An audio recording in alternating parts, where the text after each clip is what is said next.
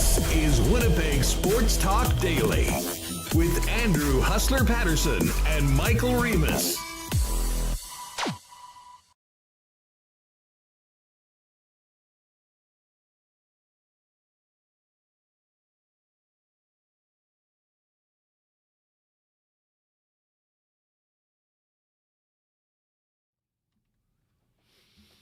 What is up, everyone? Happy Tuesday. Welcome to another edition of Winnipeg Sports Talk Daily. Andrew Paterson, Michael Remis with you.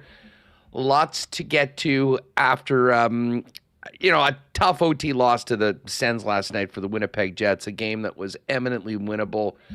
They had the lead late in the third period. They gave up a late goal and then did not get the winner in overtime before Brady Tkachuk had his second of the year behind Connor Hellebuyck on a hell of a one-timer, and 2 points became one.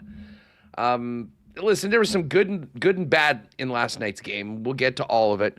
Brandon Rewucki is going to jump on with us. We'll hear from head coach Scott Arneal. A big Stan scored again last night. He spoke after the game. And the team was back at practice today on the ice before leaving later on today to St. Louis for the game tomorrow night to begin this 3-game road trip heading into the Christmas break. Speaking of tomorrow night's game against the St. Louis Blues, do not forget, gang, you are all invited to join us at Boston Pizza Kenaston for what should be a very fun holiday watch party with the Winnipeg Sports Talk crew. We'll be there. I was speaking. I think Bridget has been doing a great job of getting attendance from many of the regulars in the chat. Very large rezo. I've been informed from our friends at BP. So really looking forward to seeing you guys all tomorrow. Weather might not be great as far as the snow going on, but it's pretty nice outside. But we have a very strange, I don't know what's happened. Environment Canada has changed all their warnings. But we've got another yellow warning, and this one is flash freeze today.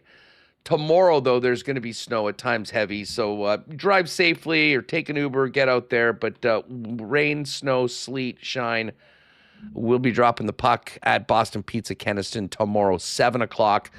Hope you can join us for some holiday revelry and hopefully 2 points for the Jets against the struggling Blues team that lost again to the Nashville Predators last night. But we'll be in an ornery mood considering the way their season has hit. The Jets now outside of the playoffs as they have been for the last few weeks, but still in striking distance. The wild card's held by the Edmonton Oilers, who are 3 games above 500 through 33 games. The Sharks 2 games above 500 through 33 games. The Jets at 500, 15, and 2 with 32 points in 32 games. And, I was just chopping this around with Dusty in the lock shop saying, well, what do we think the threshold for the playoffs is going to be? I mean, last year it was 96. Now, definitely where the wild card teams right now would suggest that number might be lower, but let's assume it is 96, or let's say it's 95.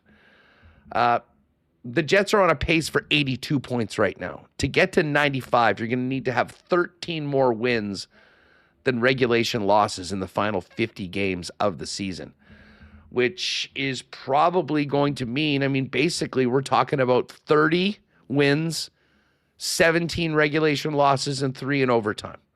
That would get you to 95 points.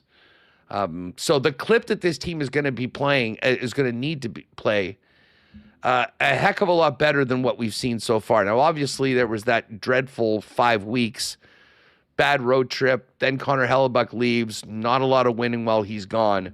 But bottom line, it's a very different situation that this hockey team's been, and that's why a lost point, the way it happened last night, stings a little worse than it might in a season like last year, where everything seemingly was coming up Jets. We'll get to all of this coming up in a minute. We'll hear from Coach Scott Arneal and more. As I mentioned, Matt Sekeres is going to join us in Vancouver. Very much looking forward to talking to Matt. Get the aftermath of the Quinn Hughes trade out on the West Coast. If you're with us yesterday towards the end of the program, we got the breaking news that Brady Oliveira has signed a monster 3-year extension with the Winnipeg Blue Bombers. Brady was at the game last night, a little celebrity look-alike. He was holding up the Jonathan Taves jersey.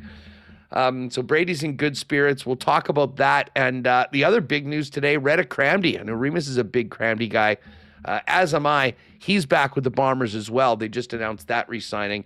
So we'll get a little bit more on the Bomber off-season with Taylor Allen from the Winnipeg Free Press a little later on.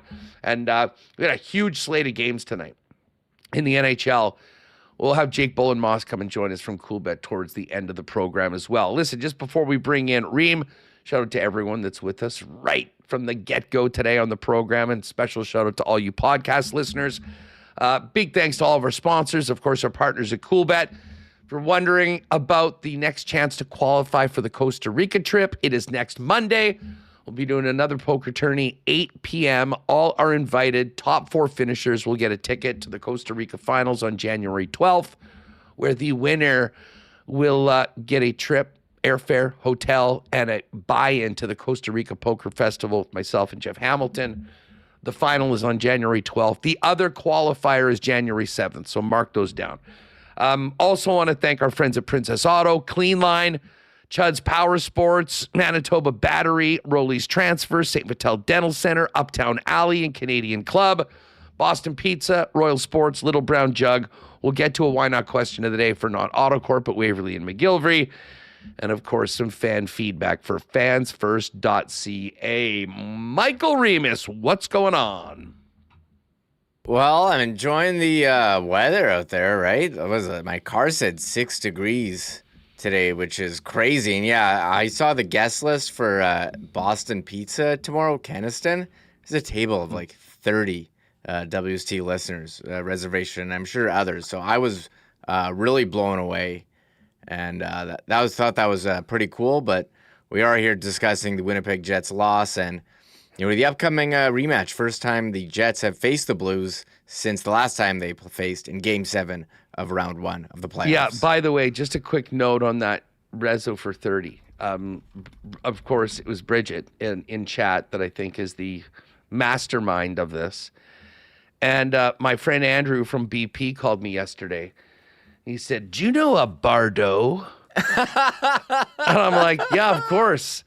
So Bardo's got a big reservation. I just thought it was so funny that in our world where everyone's chatting every day, the reservation is made under a YouTube handle as opposed to a government name. I think that's her last name, Bridget. She goes by Bridget Bardot, the former actress. So, yeah, that's the world that we're in. You can say any name for reservation. Like I used to use like Seinfeld name, like characters like Joel Rifkin reservation, and they call your name, you just like burst out laughing. But now it's all text message, and you have the buzzer and stuff. They're not really calling out Cartwright 4 like they used to. Anyways, looking forward to seeing you guys all tomorrow at BP for the game against the Blues. Let's get to last night. As I said right off the top of the show in the intro, Reem, this wasn't a dreadful game by any stretch of the imagination. I thought Ottawa played well. That's an impressive team that, has, I think, been playing quite well, as Alex said, for the last couple of weeks. But they've been goalie. They've had some tough luck, and they got a little bit of luck last night with that deflection with a couple minutes left off Mark Scheifele's stick. They kind of fluttered over Connor Hellebuck and went into the net. And we know, 3-on-3 overtime is a crapshoot. Glorious opportunity for Kyle Connor earlier in the OT, one that he probably finishes more often than not. Linus Ullmark stepped up and made a save. And then, if you're not getting at the one end, there's probably a chance going the other way, and that's exactly what happened. And Brady Tkachuk made it happen. But coming off of the Washington game, I thought, it wasn't as complete a game as it was before. Once again, they spent, a good portion of the first period killing penalties. In particular, dude, the second penalty kill, where those guys were out, I think that must have been like a 2:45 shift for Dylan Sandberg. Neil Pionk spoke about it afterwards and just how gassed those guys were afterwards. But they held it in. And I thought the way that, I know Rennie talked about this yesterday on KNR, really impressed with the Lowry line In that second period when the team really needed to get something going. They were the ones that led the way, and it did feel a little bit like that Lowry line of last year. Obviously, with Alex Iafallo and Morgan Barron on that. I thought Barron was dangerous at times last night. And obviously, you've got that top line that is always dangerous. Still waiting for a little bit more from some of the other areas of the rest of the complement of forwards. And I mean, that is not a new thing. But this was a game that you could really feel the disappointment afterwards. Not in that they played terribly, but this is a team that we just went through like the uphill climb to make the playoffs that this team is going to need to undertake over the last 50 games. And every single point is so crucial and valuable, and it felt like they left one on the table last night. Yeah, you mentioned the penalty kill. Dylan Sandberg had the 2-minute 34 shift officially 2:34, yeah. at the end of the first, in the first period there. And yeah, that was a game they played well enough to win, but weren't able to shut the door in the final minute where Ottawa's got the goalie pulled. That you send the puck out, try to get it out, it doesn't get out. And Jake Sanderson, we talked a lot about him yesterday, and you saw the offensive touch there on the tying goal. He's awesome. And what a player. And the winner as well. But credit to the Jets penalty kills you mentioned. One area we mentioned for Ottawa yesterday was how good their power play has been. If you want to look at some positives here, Jets going perfect for the perfect on their own penalty kill. However, their power play couldn't take advantage of their opportunities. So, that's one. Hey, if Scheifele slides it over to Connor in overtime, and he scores, you're saying, hey, great 2 points. Doesn't quite go that way. And we've been saying, hey, they got to get more loser points, but not like this, Huss. You don't want to have. You want two. I mean, listen, if it was a tie game and that goal goes in and you lose in regulation, it would be a killer. And that's exactly what's been happening to Ottawa. Both of these teams have had plenty of regulation losses. Yeah. I think Alex told us yesterday that the Sens lead the league in 1-goal regulation losses. So you're right there to get it to OT, but you get nothing. And for sure, a regulation loss would be sending off the alarm bells even more. But I mean, I just laid it out. I mean, this team is going to need to win probably 30 games in the back half of the season, in the back half of their 50 remaining games, if they're going to be a playoff team. I mean, and the one thing that is a real positive for the Jets right now, when you look at the standings, it's not like they have to climb over 6 teams to get there. They are. Listen, the threshold, the bar is very low in the West right now. I mean, if you're in the East, the wild card teams are Philly, who's 16-9-6, 7 games above 500, and Boston Bruins, who are 19-14, 5 games above. And then you even have Pittsburgh, who's just a point back. They've got 2 games in hand, so that's probably, by points percentage, it's a 6-game lead. I mean, when you look at the wild card teams in the West, it's Edmonton and San Jose. Now, I assume that Edmonton is going to be up and away like they normally are in the second half. So, I mean, we're probably going to be talking about for the next 3 months and scoreboard watching the Sharks, Utah.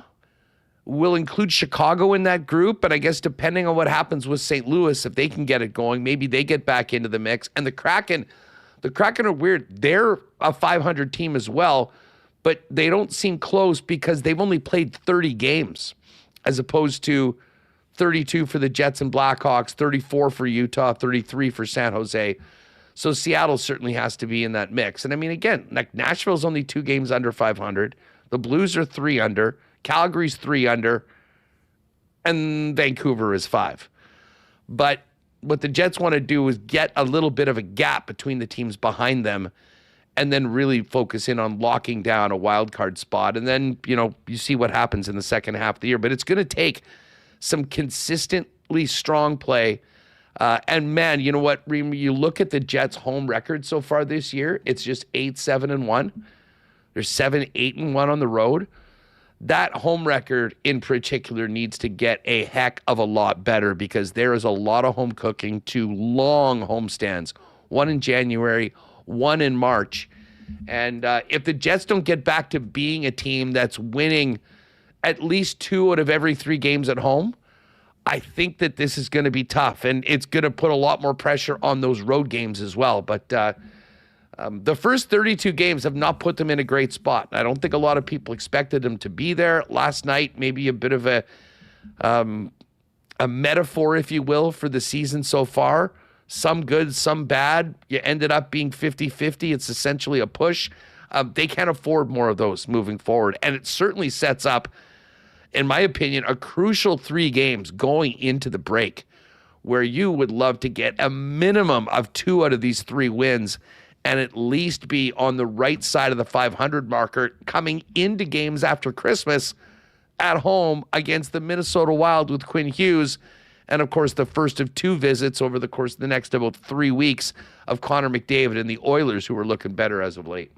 Yeah, it seems like every game is tough coming up. You know, Utah is battling for a playoff spot, Colorado on Friday, but first up, St. Louis. And, yeah, they're in tough here, Huss. 15-15-2, 1-2-1 on this homestand. You know, if they finish up 2-2-0, you're probably feeling a bit better. They seem to be able to put play Winnipeg Jets hockey for part of a game, or they can do it for Washington, but having that consistency, as you said, something they've struggled with all season. They did practice today, getting some practice time in during this homestand, which they hadn't really had, sticking with the same lines, not changing it up. Connor Hellebuck coming in, huge boost to them, but as you said, need some secondary scoring, because you look at, the story of last night's game, Huss, as you talk about secondary scoring, is the guy who's 4th on the team in goals right now, and that's Big Stan, Logan Stanley, with his 6th of the year, behind Shafley, Velarde, and Connor. The Jets getting some offense from the defense with Pionk and Stanley, but what a story that has been. 6 goals, 6 assists, 12 points for Logan Stanley. What a snipe that was. These aren't gimmies here, or these aren't fluke goals. He's ripping it from the point or going to the net, as we saw against Washington on Saturday. I mean, games with back-to-back goals for Big Stan. It's a really cool story of this season. I mean, this guy has been the whipping boy for this fan base for the better part of the last 4 or 5 years. And a ton of it's been justified. I mean, he is, I think, certainly before this season, been generally underwhelming, played ahead of some other guys that a lot of fans wished would have been in the lineup. And, for a guy as big as he is, he's not necessarily a big fighter, although he's dropped the gloves every now and then. But he's sort of come into his own this year, and the confidence that he's playing with certainly has helped the Jets with some big goals. But I have to tell you, Reeve, and this is sort of the difference between social media and real life. Like, let's face it, I mean, no one took more heat on social media than Logan Stanley. And sometimes it's some of the loudest, most negative people that get the most attention. But, they weren't alone. I mean, there was a time where it kind of built, there was even some boos for Stan last season. In a season that the team was doing really, really well. But with the way he's played this year and the goals that have happened, there is nothing like the pop in the crowd when Stan has scored. And it was, I was laughing last night. I mean, people were so genuinely happy for a guy that's had some real tough times over the course of this run. And now is finding out that, he's having some success, and success that's, it's desperately needed by this team right now. So it was quite the reaction in the building last night when Stan had his goal. And, unfortunately, that didn't end up holding up as the game winner, as what happened in the final couple minutes. Again, Scott Arneal after the game was, legitimately disappointed in a game that they felt they had and should have won, and only ended up getting 1 of 2 points. Here's what Arnie had to say on last night's OTL to the Sens. That was a game that should have been won by us. We got off to a slow start, took a couple penalties. Obviously, penalty kill came up large, but it took us 15 minutes to get going. At the end of the day, these are the games you got to learn to win. Got to learn to win. This was something that we had to find a way at the very end, either they get that third goal, or the other side of it is, not to allow that the empty netter the 6-on-5 goal to go in. We got to find a way, however that is. If that's making the next play so it gets out of the zone, if that's blocking a shot, whatever it is, those are the things that you need. We need 2 points. We need them badly. All right. You can feel the coach, knowing exactly what their situation is. We sort of laid it out, like what it's going to take to get into that wild card spot at the end of the season and how valuable each and every point is and how badly they need them. And obviously they left one on the table last night. Listen, the homestand finishes up at 1-2-1. We talked about how important this homestand was, getting off to a good start. Well, that didn't happen. They lost the first two. Bounced back with a nice win against Washington, and then, you leave some meat on the bone last night. You end up with 3 out of 8 points. That ain't good enough. We talked about the home record, which has just been very middling, like the record overall this year. Listen, as great as the game on Saturday was, and getting Hellebuck back gives you some optimism moving forward, overall, can't call the homestand a success at all. Here's what Arnie had to say about the previous 4 at CLC. Well, 1-2-1. That's not very good. Not if we're going to try to get in the race here. I know the penalty kill was a big emphasis coming in. How did you think that unit battled tonight? Well, the first period there, obviously they did a great job and got stuck out there, tired, and those 4 guys hung in there, and whether it was blocking shots or getting sticks on pucks, obviously Helly had to make some big stops, and at the end of the day, you need that. You need your penalty kill to keep you in games. Pretty clear from the answer to the first question, Remis, that Scott Arneal very acutely aware of where his team sits in the standings, and the fact that there was an opportunity to maybe start really moving in the right direction, and it wasn't already there. And I think it was compounded by the way last night's game ended in his mood after the game. Yeah, you had a chance here to kind of salvage this road trip, go from possibly 1-2, or they went 1-1, but could have been 2-2. Looks a lot better, and you're playing St. Louis tomorrow night, who's below you in the standings, and you can be in a good spot. You're piling up points, trying to build something, and you have a decent game. Wasn't as good as how they played in Washington, but it was enough to get the 2 points. You have a chance to close it out. You're not able to, so he's frustrated, and you see that, and they know they're capable of having a better performance, usually closing those out. So, you'd like to see that from Scott Arneal, and hopefully they can try and build something here. As you said, they've got a lot of space to make up here to try to get into the playoff spot. No doubt about it. Listen, we've talked a lot about secondary scoring. Usually we're talking about the forwards, but it was the defensemen that got on the board last night. Neil Pionk with the big goal to tie it up, and then once again, Big Stan, 4th in goals for the Winnipeg Jets through 32 games. Here's what Arnie had to say about getting some offense from the back end last night. I'd like to be a few more forwards added into that, but no, I mean, when your D, your D can get involved, it's a big bonus. I think that we're over 10, 11, 12 shots from our back end. That's important. That puts some strain on the opposition, and we had some good zone time because our D were active. Our D were getting themselves in a position to either get shots or to make the next plays. On a related note, what did you see from your top line today? From your top line. I thought as a whole group there, we weren't as sharp consistently. We were in the second. There was a stretch there in the second. We were real good. We were kind of going in spurts again. I liked a lot of what we did in the second. I thought, obviously the first 15, the penalties kind of got us off to a slow start. But like I mentioned, when we get going one line after another and it gets continuous, but it has to happen for 60 minutes. It didn't happen for 60 minutes.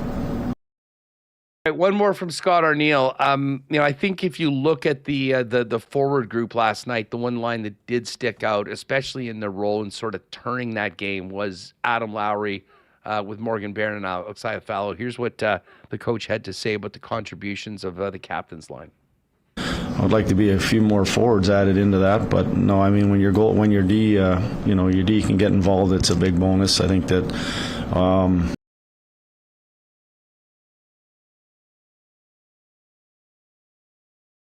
Getting some, obviously some consistency from those big guys, and that's what we need. And obviously they have a job to do against some of the other teams' top lines. But like I mentioned, that second period, there was a lot of good things that were going on in the sense of, we got pucks down to the goal line. Then we went to sort of work from there. We got zone time, we got possession, we got shots, opportunities. Our goalies made some stops, but at the end of the day, I think there was more of what we wanted to see from that line, consistently. All right, so there's Scott Arneal from last night. Arnie actually spoke that's from the game last night. We've got some more of Coach Arneal from post-practice before the team gets on the bird to St. Louis. We'll have that for you a little later on. It was Logan Stanley again last night, back-to-back games, 6 goals on the season. He spoke after the game, and here's what the big guy had to say about the OT loss to the Sens. No, we did a lot of good things tonight, and their goalie made some great saves. Mistakes are going to happen in a game, and 2 of them ended up in the back of our net. Kind of been a theme right now, but a game that I think we should have won. That was the certainly the consensus from people, and we talked about the goal that ended up tying the game. Remo, the goal that put the Sens on the board to break the 0-0 tie, the Nick Cousins goal, was a bit of a bizarre one. You had Luke Schenn over on, and again, Arnie mentioned that, it came from a turnover, in the neutral zone or at the blue line, but the bottom line was you had all of your players on one side of the ice. I mean, rarely will you see a guy that wide open in. And listen, Hellebuck got 80, 90% of the puck, but there was just enough momentum for it to go in. So, that was one of those, kind of mistakes that they were speaking of. There you can see it, just kind of caught out of position on it. The turnover from Kyle Connor, bang, goes up. Gabe can't get it. And then you see the 3 players. And I'm not sure whether Luke Schenn thought that, because he's normally on the right side, he had to get there. Pionk was there, though. They forgot about Cousins, and he ended up scoring the goal. Here's just one more, though, from Big Stan. He was asked if he feels like their team game is building and sort of coming around.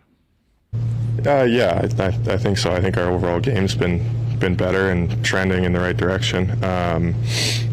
But we got to find a way to take 2 points there. How big a factor was Hellebuck again tonight? Amazing, best player, best goalie in the world, one of the best players in the world. When you look back on this homestand, does it look a little bit of missed opportunities for the squad to get some momentum? Yeah, for sure. I think we wanted to come home and end this homestand with a big win tonight, and it's not going our way right now. So we've got to go out on the road and play 3 good teams, and it doesn't get any easier. Someone told you you have 6 goals a week before Christmas. What did you say? I said that sounds nice. Yeah. All right, there's a little bit of Logan Stanley at the end of last night's game. All right, Brandon Rewucki is going to join us right away. Hey, folks, holiday season is here. We're well into the winter. No better place to warm up and have a great night than Uptown Alley at 1301 St. Matthews Avenue. You can enjoy great 5-pin bowling, 10-pin bowling, laser tag, an amazing arcade with the newest games, and carnival-style games where you win tickets that will be redeemed for great prizes as well. Not to mention an incredible food and beverage lineup that will blow you away. Perfect for all sorts of corporate gatherings, and of course the best spot for birthday parties for kids, teens, and adults. If you're thinking about doing a group event at Uptown Alley, it's real simple. I mean, you pick what your activities are going to be, what you guys want to eat, any add-ons, and then the event staff of Uptown Alley will take care of everything else. And of course, while we're thinking about getting together with some good times in and around the holidays, Uptown Alley gift cards might make a great stocking stuffer as well for the 25th. Head on down to 1301 St. Matthews Avenue. They've got a great bowl and play special available after 9 p.m. each and every day with 90 minutes of bowling and a $10 arcade card. $20.49 for 5-pin, $22.49 for 10-pin. Of course, gift cards available, and just a great spot to get together with your friends, family, and the gang over the course of the holidays and into the winter. Uptown Alley, is where you'll find them online, 488-0000. If you got a move coming up in 2026, why don't you holler at our friends at Rolly's Transfer? Of course, wish you all a very happy holiday season. Moving can be stressful, and that's why you lean on the most trusted name in moving in Manitoba. For over 60 years, family-owned and operated. Check them out at rollys.com. You can click on Request an Estimate and let them know. Put in the promo code WST for a special discount on moving services and moving supplies. And then let them know when and where you're moving, what needs to be moved, and the friendly staff at Rollies will hook you up with a great quote and get you locked in for the white glove treatment that they are famous for, now into their 7th decade. For all your moving needs, lean on the most trusted name in the game, Rollies Transfer. Find out more online at rollys.com. Our pal Dr. Terry and the wonderful staff at St. Patel Dental Center also wish you all a very happy holiday season, whether it's in the next couple of weeks or into the new year. If you're looking for a great spot for you and your entire family's dental needs and services, St. Patel Dental Center has been doing it for generations of Winnipeggers, and now have a beautiful new facility at 167 St. Anne's with state-of-the-art equipment and convenient free parking right behind the building. And they really do it all for clients from 6 months to 99 plus. Everything from cleanings and checkups to dental surgeries like dental implants. They can do it all. Hit online, stpateldental.ca to find out more information. Make an appointment and say hi to Dr. Terry for us when you pop in. Just before we bring in Brandon Rewucki, though, while we get festive tomorrow and throughout the next few weeks, many of you will be popping by your local Manitoba liquor marts. Bomber fans, don't forget, if you can find them, still a few bottles of the Bomber Special Edition label Canadian Club, the official spirit of the Winnipeg Blue Bombers, available at your local Manitoba liquor marts. Great for enjoying around the holidays and for gift giving. But they've also got the limited edition Canadian Club Cranberry Ginger Ale, which is phenomenal. It is available for the holiday season only in 4-packs at your local Manitoba liquor marts, as well as the 473 milliliter can, which you can pick up at your local beer vendor. Pre-mixed cocktail ready to go, pour over ice, and you are good to go with a great taste of Canadian Club with cranberry and ginger ale. Available today at Manitoba liquor marts and your local beer vendors. Let's get back to the Jets and welcome in the host of Skates and Plates and our good pal, Brandon Rewucki. Rew, what's going on? How are you? I'm doing pretty good, man. Just finished a little Jeopardy sesh, so the mind should be flowing in a good spot. Feng shui's good, all that stuff, so ready to go. You know, it was interesting listening to Scott Arneal after last night's game. The disappointment of leaving that point on the table, and you know, the way he spoke to their situation. I think, you know, there is a real realization. It's easy to say, hey, it's early, it's November. It's not November anymore. They're into December. You just finish up a crucial 4-game homestand with 2 ugly losses to begin, a big bounce back game with Hellebuck back in, and a very winnable game that, you know, you kind of give away at the end and get only 1 of 2 points. Like, the desperation and urgency, we might not be hearing it from the players each and every day, all over the face of Scott Arneal, knowing that that point that they left on the table could be crucial once they get down to the end of April in 82. Yeah, and I mean, anytime you're on home ice and you've got the lead and the other team's got the goalie pulled, like you close those ones out. It was a bit of a rough deflection. Like, there was some element of luck to that tying goal, but kind of just going back to the comparison of last year, like that version of the Winnipeg Jets gets the job done, right? So that was the most frustrating part to really what was actually a pretty good performance by the team. So that's 2 in a row now. But they're also in the situation they put themselves in where it's like, oh, great. Well, guess what? Expected goals and the win meter really mean jack squat for the next couple of months here, because it's all about the points and it's all about the wins. And anytime you let an opportunity slip, it's bordering on fatal mistakes with how they've put themselves behind the 8 ball here. But man, you want to talk about urgency, and maybe this is why Scott Arneal was lamenting that, is that this week, the end to 2025, it's going to make or break the season. At the very least, it can break it. It might not make it, but if this team wants to put themselves in a legit shot to, be one of the 2 wild cards out west, they're going to have to roll through a tough Central Division slog here with, at worst, a 3-1 mark. But it's really to the point now where mistakes are just unacceptable of any kind, especially when they directly lead to you losing a point like they did last night. Yeah, I mean, listen, it was just a couple breakdowns that ended up being the difference, last night. I mean, listen, once you get to overtime, it's a coin flip. I mean, probably 7 times out of 10, Kyle Connor's scoring on that beautiful pass from Scheifele, and we're talking about a win. Obviously, it goes back the other way. Brady Tkachuk snipes, and, you only have 1 point to show for it.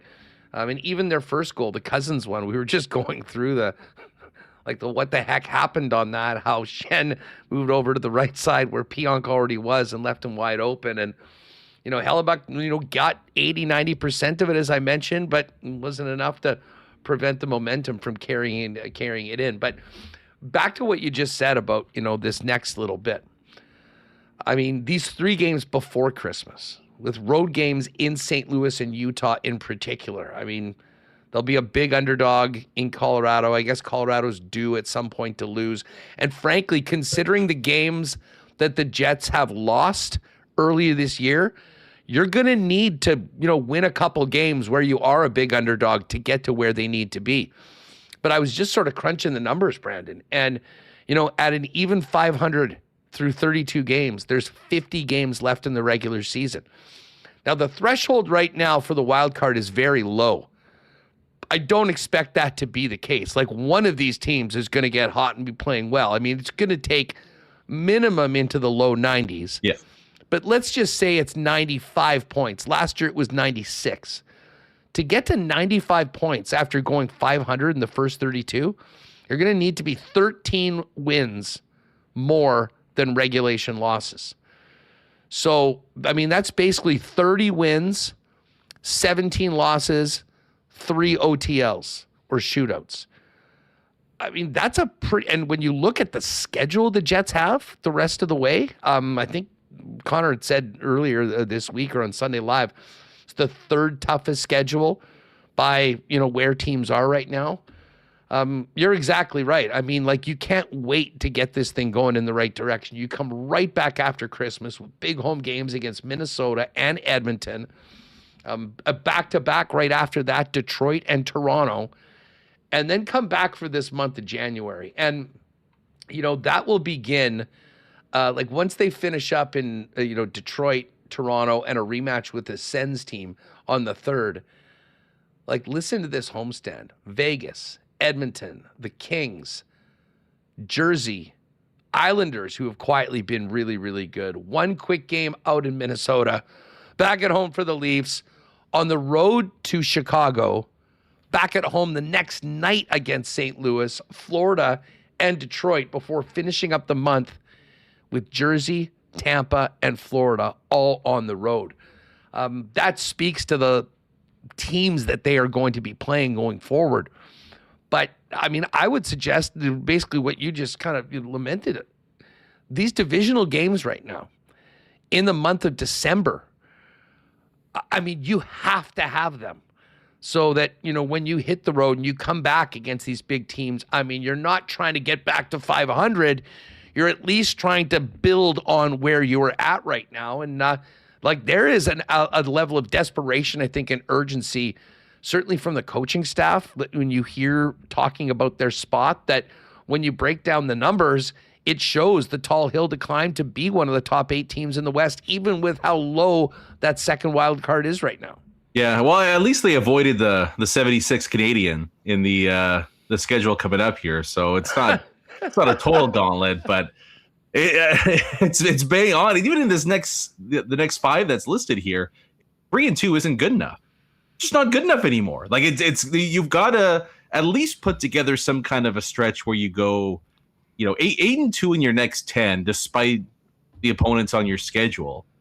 I think then you can realistically talk playoff spot, because I know Edmonton points wise is close. If you want to take that bet and think the Jets will, okay. Edmonton's in. Edmonton is going to be in. We've seen this song and dance before. I mean, we're right now basically talking about San Jose, who's in that spot right now. They're 2 games above 500.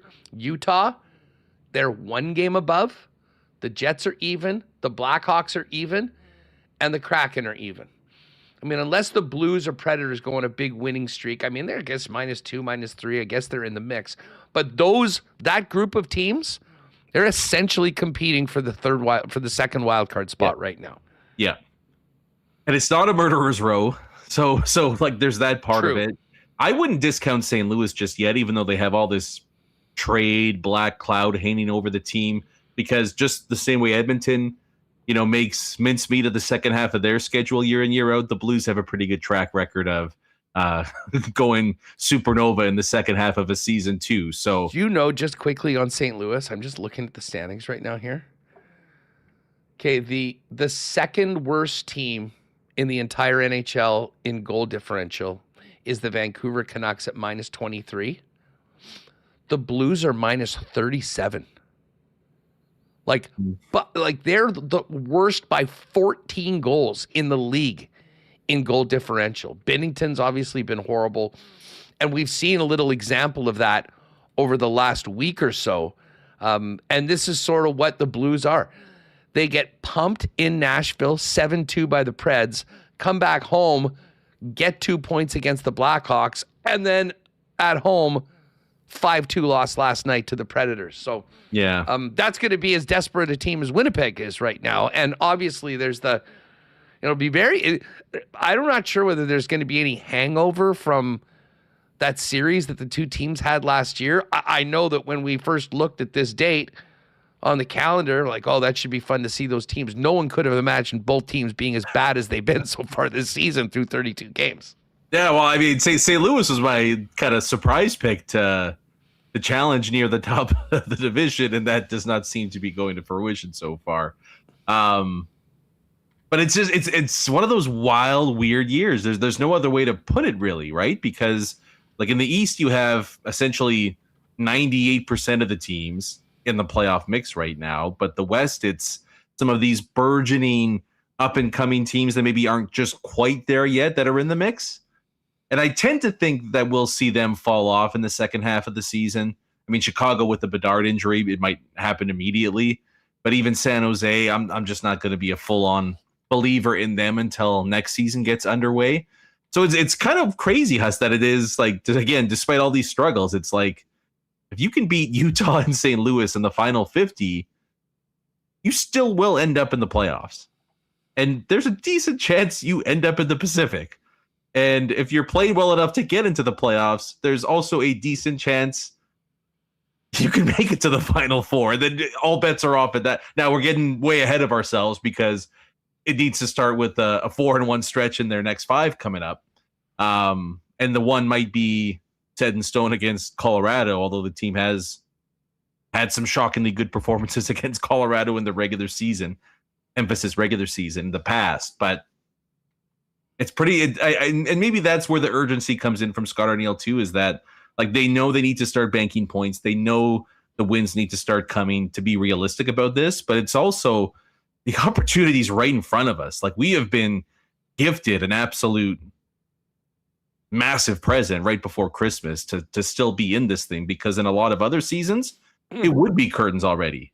And people would talk about the deadline as, should the Jets be sellers, as opposed to, all it takes is a little winning streak here, and you can create some separation between yourselves and the other have-nots in the conference. Again, I mean, this isn't a conversation we thought we'd have on a bunch of levels, considering the season and, what they were able to accomplish last year, coming out of the loss to Dallas in the playoffs, is that, I mean, realistically, they are playing now for probably the second wild card, and that second wild card will get you a best-of-7 series with the Colorado Avalanche, and we don't need to remind everybody how damn good that team has been so far, and we're going to get a chance to see them on Friday night, which is quite the way to kick off the weekend.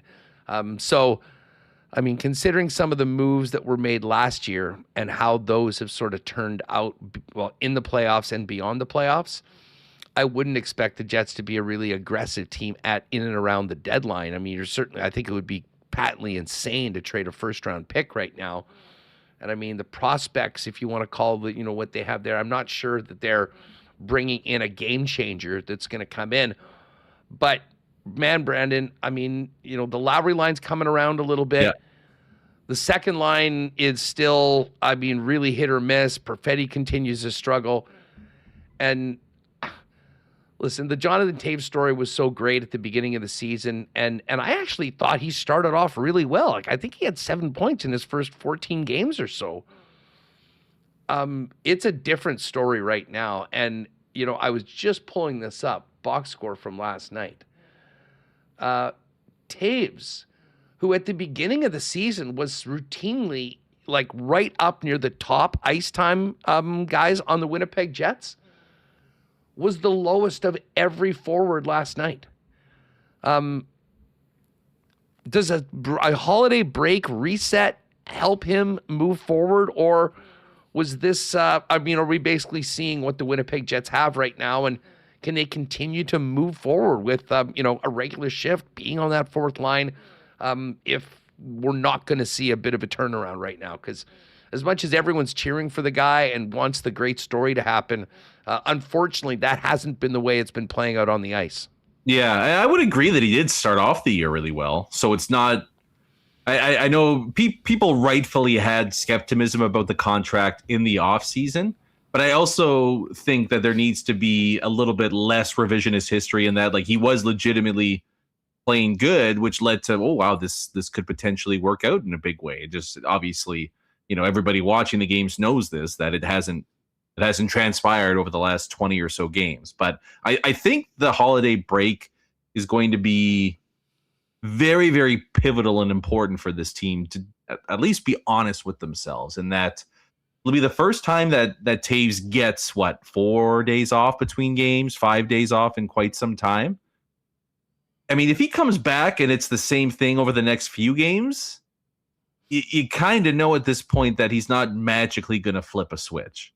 And I think at that point, you just need to be realistic about it and say, look, it's going to be fourth line center minutes, or it's going to be a healthy scratch and a mentor role as the stretch run continues. But if he comes out of the gate after the holiday break and plays noticeably better, I think at that point it would be really wise for the Jets to just full on adopt load management system. And whether you want to call it the Kawhi or the LeBron, or just whatever NBA team is doing whatever with their stars, if you're seeing a noticeable impact in terms of him playing better, I know he's got the bonuses in his deal. It's not even that to me. It's just we need to get the best out of him, and if this is doing it, we have to do what's best for the team here. So I'm going to be really intrigued to see not how he plays in these next few games, but those first 2 or 3 coming out of the break. And if there is a little extra jump in his step, if we do start to see some production out of him and whatever line he's on, then I think there's a bit of a roadmap here. And even in the playoffs, if they're lucky enough to get into that spot, maybe it applies in the playoffs too, where he's not playing. If it goes to 7 games, maybe you give him game 3 or game 4 off, right? But it's clear that having him play every single game and whatever the minutes are, it's either limiting his effectiveness or he's just not able to be the same player. So I think I would hope the Jets are going to be honest with themselves here. And I think they already are, to the point that he's not getting the 16, 18 minutes a night. The numbers last night speak for themselves. Yeah. So we'll see what happens here. I mean, I don't think, even if he is on the fourth line the rest of the year, yes, you don't want to pay $5.5 million to a fourth line center. But I mean, that's the boat they put themselves in. That's not the worst spot for him. But as far as can he be a legitimate contributor in the second half of the season, I think we'll get our answer just before the new year kicks off. Hey, listen, before we go, I got to ask you about one other guy, and he's a very important player. The Jets need more from him. It's Cole Perfetti. He does have assists in 3 of the last 4 games over the course of this homestand. And, over the last couple games, there has been moments, shifts, where I've sort of felt like he's looking more like the guy that we saw last year. He's getting offensive confidence, but it hasn't been enough, and it hasn't been consistent enough. Are you seeing a turnaround in Perfetti right now? What are your thoughts on where he's at the 32-game mark? No, I'm not seeing that. I was pretty disappointed with his game against Ottawa as well. I thought he was pretty, to be frank, weak on the OT winner. You need him to compete a lot more. Like that, there's that part of it first. You watch, and I get he's never physically going to be Morgan Barron, right? But you watch what Morgan Barron does on that second goal for the Jets. And he busts his ass back into the neutral zone. Whoever it was on the Sens crashes him into the boards, takes the puck off him. He's back the other way, then he gets the primary assist on Stanley Snipe. That's a guy that uses his toolkit to his max advantage. I don't see Cole Perfetti doing the same thing. And I'm not saying he needs to, pick up an extra 5 miles an hour on his skating stride and blast somebody into the third row. But what sets you apart at the NHL level? Like, what do you bring to the table? And for him, it's cerebral.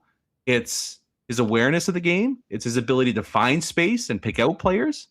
And the only way he's going to do that is if he busts his ass a little bit to get into the play and put himself in those positions. And I just think we're seeing too often that he's just going with the flow of the game. He's never trying to push the envelope. You know what I mean? So hopefully no sign of prick Fetty this year. Yeah. We need to get the prick back into his game.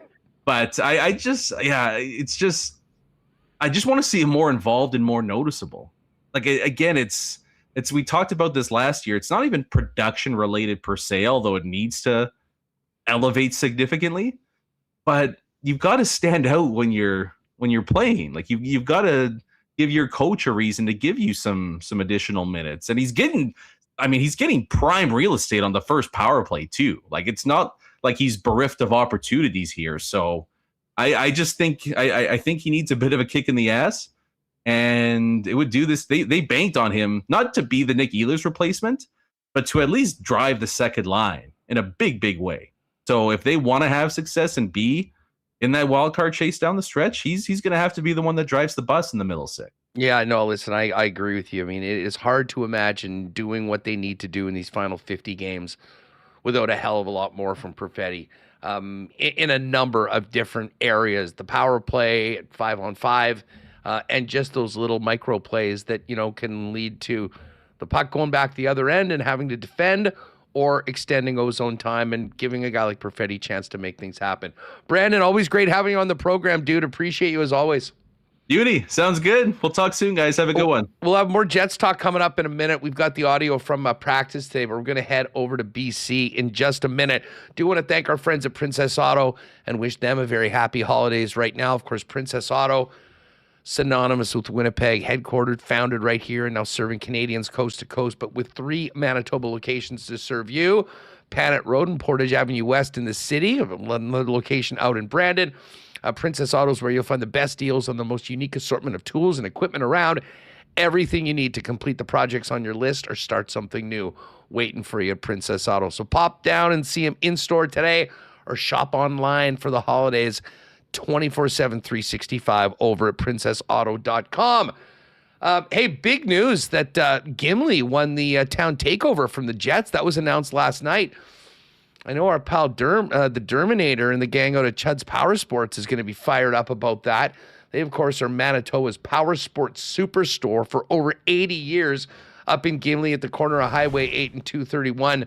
We may have to come out and do a show there for that event in March. It could be a heck of a lot of fun.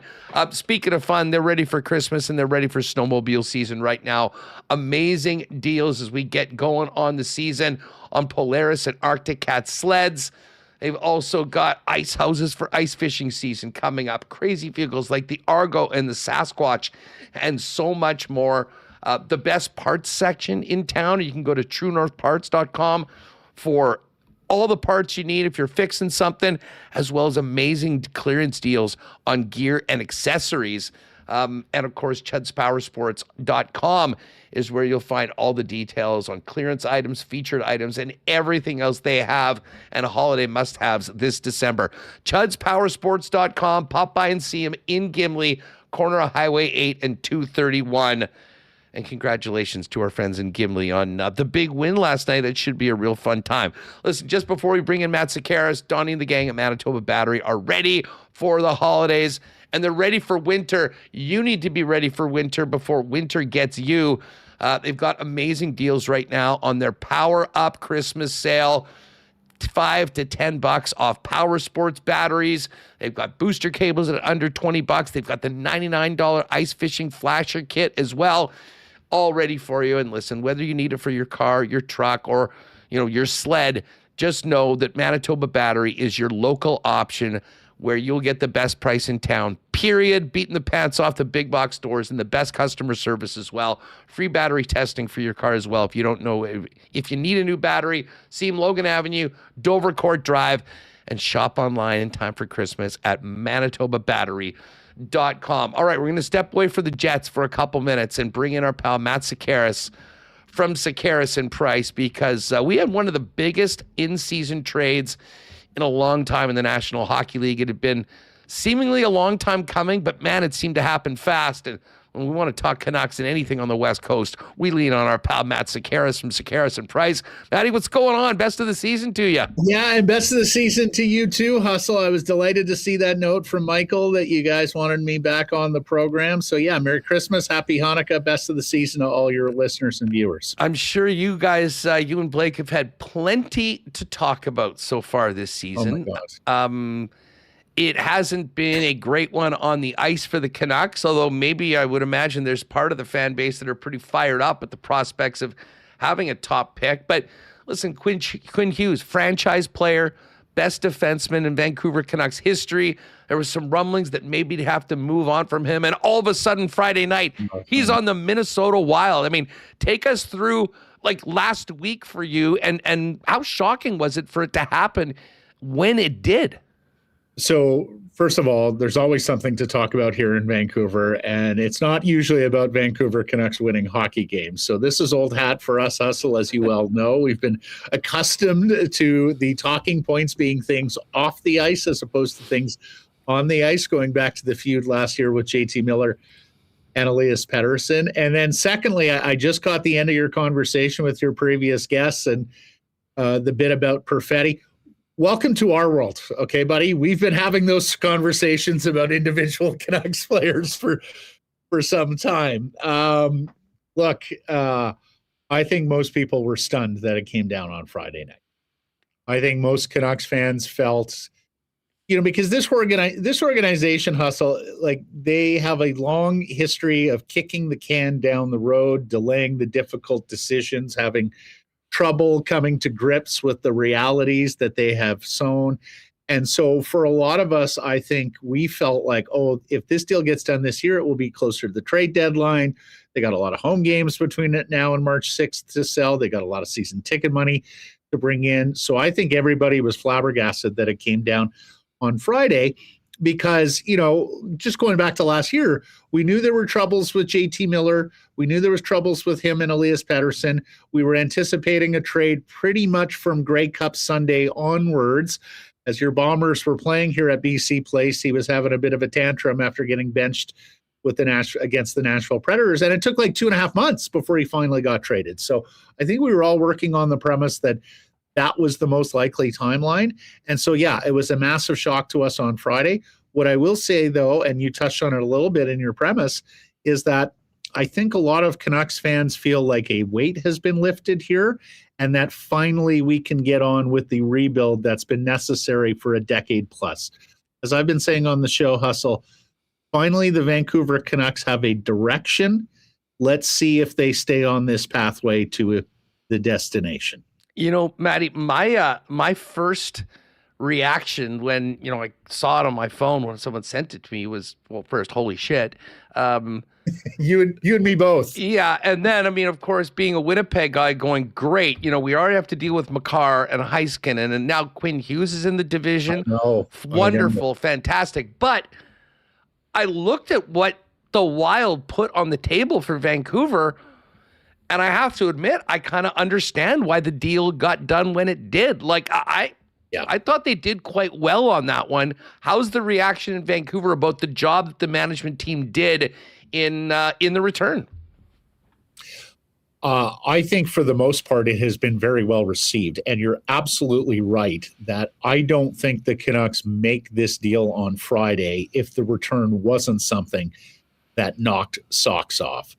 We had been figuring it was going to be at minimum a 3-piece deal. I was arguing and saying, look, it's got to be a 4-piece deal. This is one of the best players we've ever seen traded in NHL history. So the reviews on the return have been, for the most part, pretty positive. And I think, that's something that this market absolutely needed. Like, there were people who were fearing that this would be a trade return on right now pieces, pieces that they hoped kept them competitive. Well, kept them competitive. They're 32nd in the league, made them more competitive this year, that were a little more designed to a shorter timeline, so that they got 3 roster players who are all 24 years old or younger, and a first-round pick, an unprotected first-round pick to boot.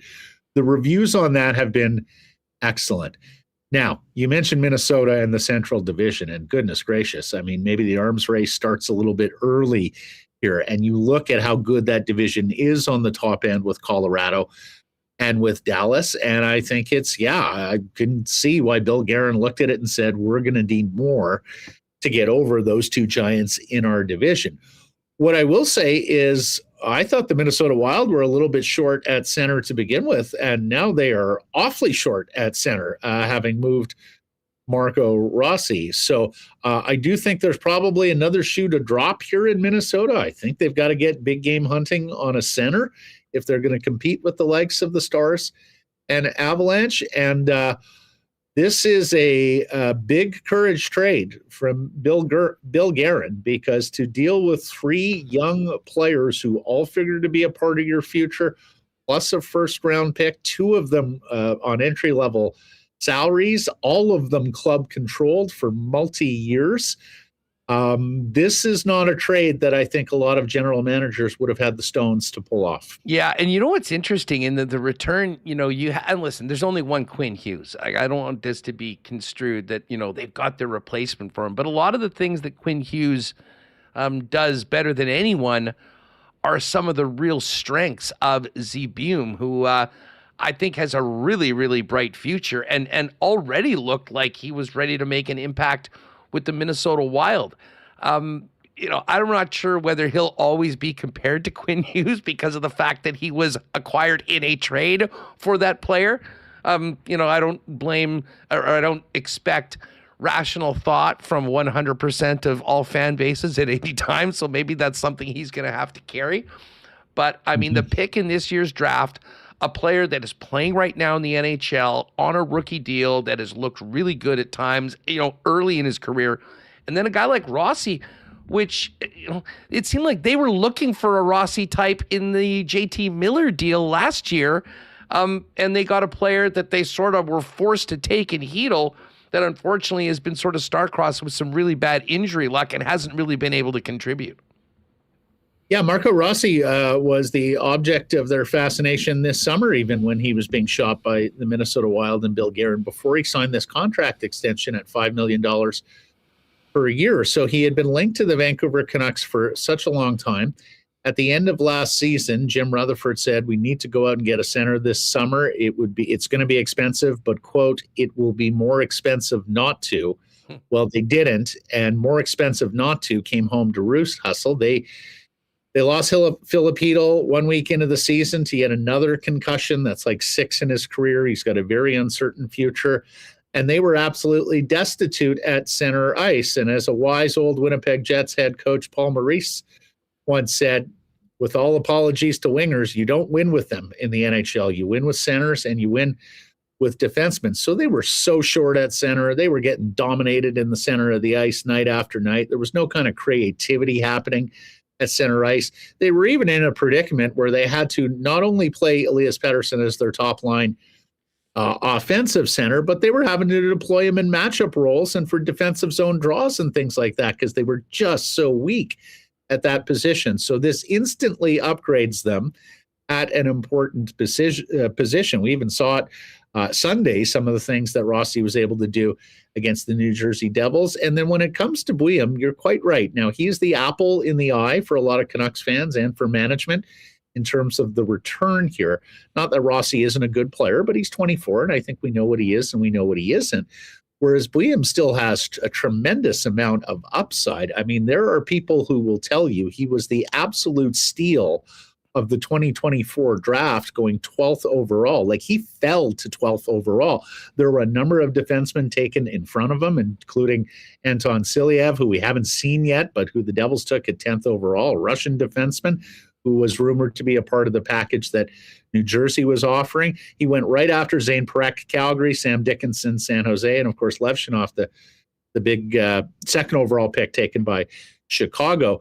Like, I've already had scouts with chats with scouts who have told me, look, if Buium turns out to be better than all of those guys, I would not be the least bit surprised. So I think the hope here is that in the near term, he's not going to play 30 minutes a night and be a point per game defenseman like Quinn Hughes had become.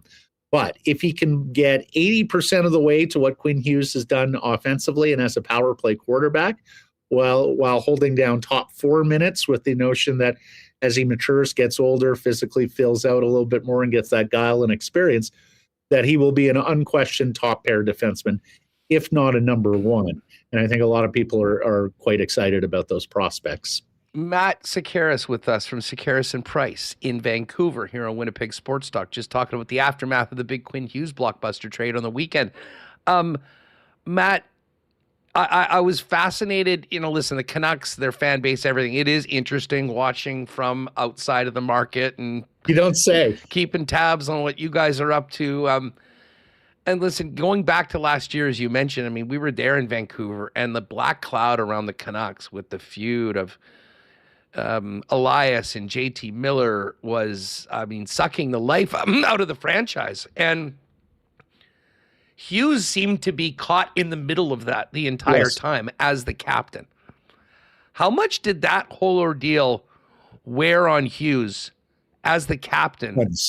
And how did you see it? Because I have heard people saying in the past that, maybe he didn't handle things as well as you would expect a captain in a big Canadian market. Whether that's fair or unfair, I'm not sure. But just speak to all of that, because it's fascinating as to how some things that really were not his doing, I think, were on his shoulders, and I think it really wore on him. So there is some fairness to it, but that is asking a hell of a lot of an extremely young and mostly inexperienced captain.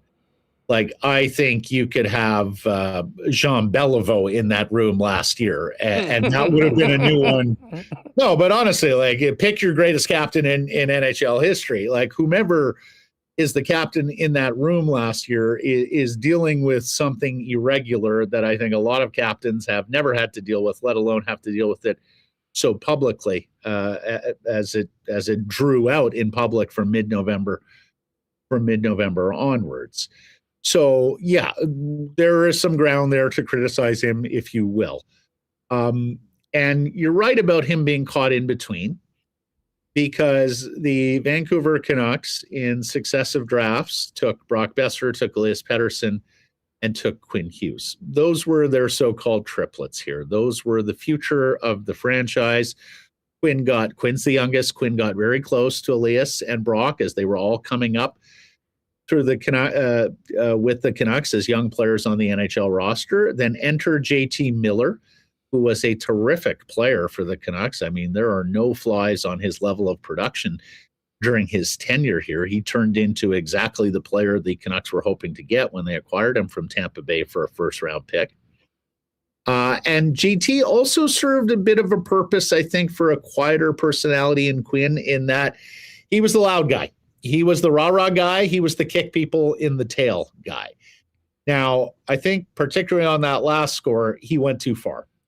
And it got to the point where, look, hustle, whether it's an NHL dressing room or whether it's, boutique media workplaces like ours, you do have to get along with your coworkers and colleagues, right? Like, you do have to make sure at the end of the day that however you feel about them personally does not affect the work that you're all there together doing simultaneously and hopefully successfully.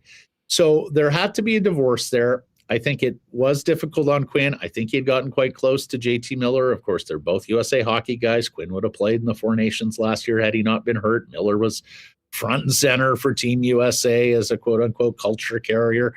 Of course, getting into those fights alongside the Kachuk brothers in that first game we saw between Canada and the United States. So that is one of the conversations that we're having here in Vancouver this week, Andrew.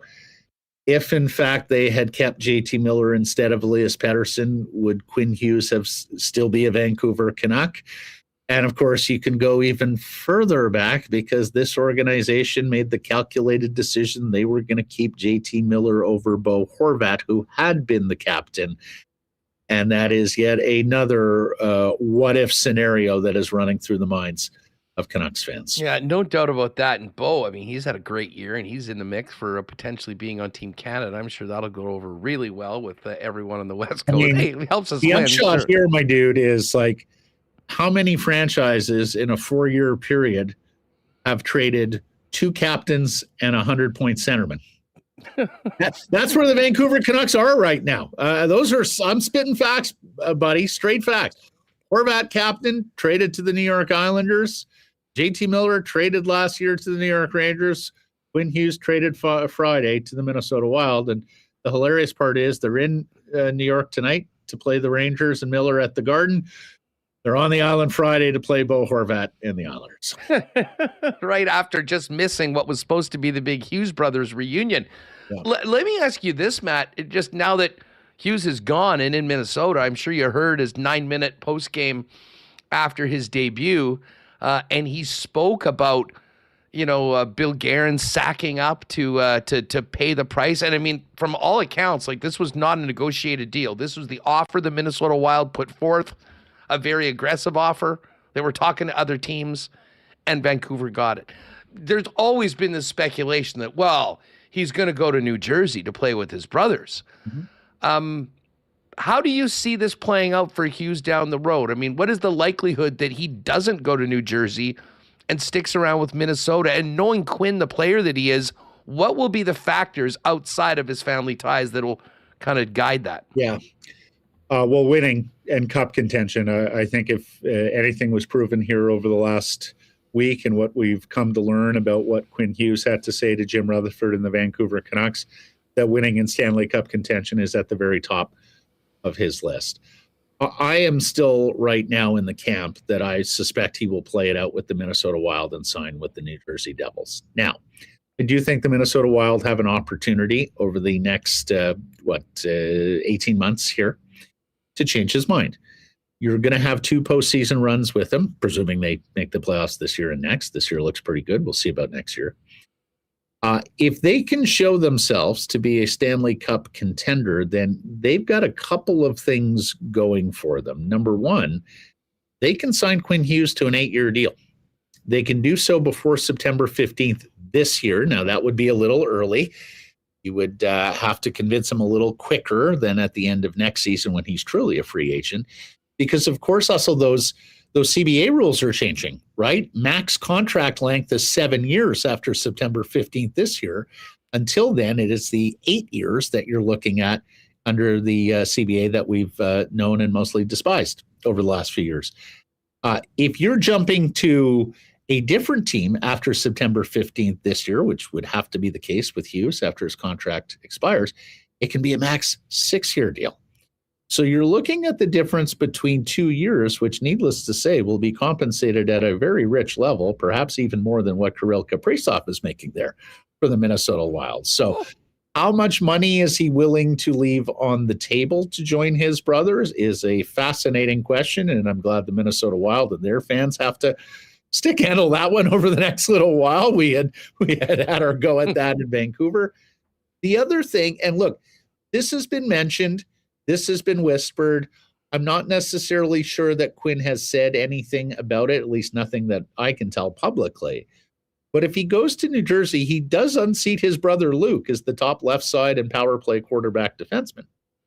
Now, Luke's there long term. He just signed prior to the season. Jack has a few years left. There is a school of thought that one day they all want to be in the biggest media market of it all and play for the Rangers. I could see that down the road, but in the near term, my betting money for now, and we'll see how this goes, is that Quinn Hughes will be a New Jersey Devil alongside his two brothers. That caveat you mentioned about Luke is fascinating, and I heard Elliot kind of touch on it a little bit, I think, on 32 Thoughts yesterday, and that, we all just assume, and rightly so, I mean, I think they've said we'd love to play together at some point, but right now, or at the end of next season, a Quinn Hughes arrival in New Jersey has a very big effect on Luke, one that might not necessarily be positive for him overall as a player that's still relatively young in his career.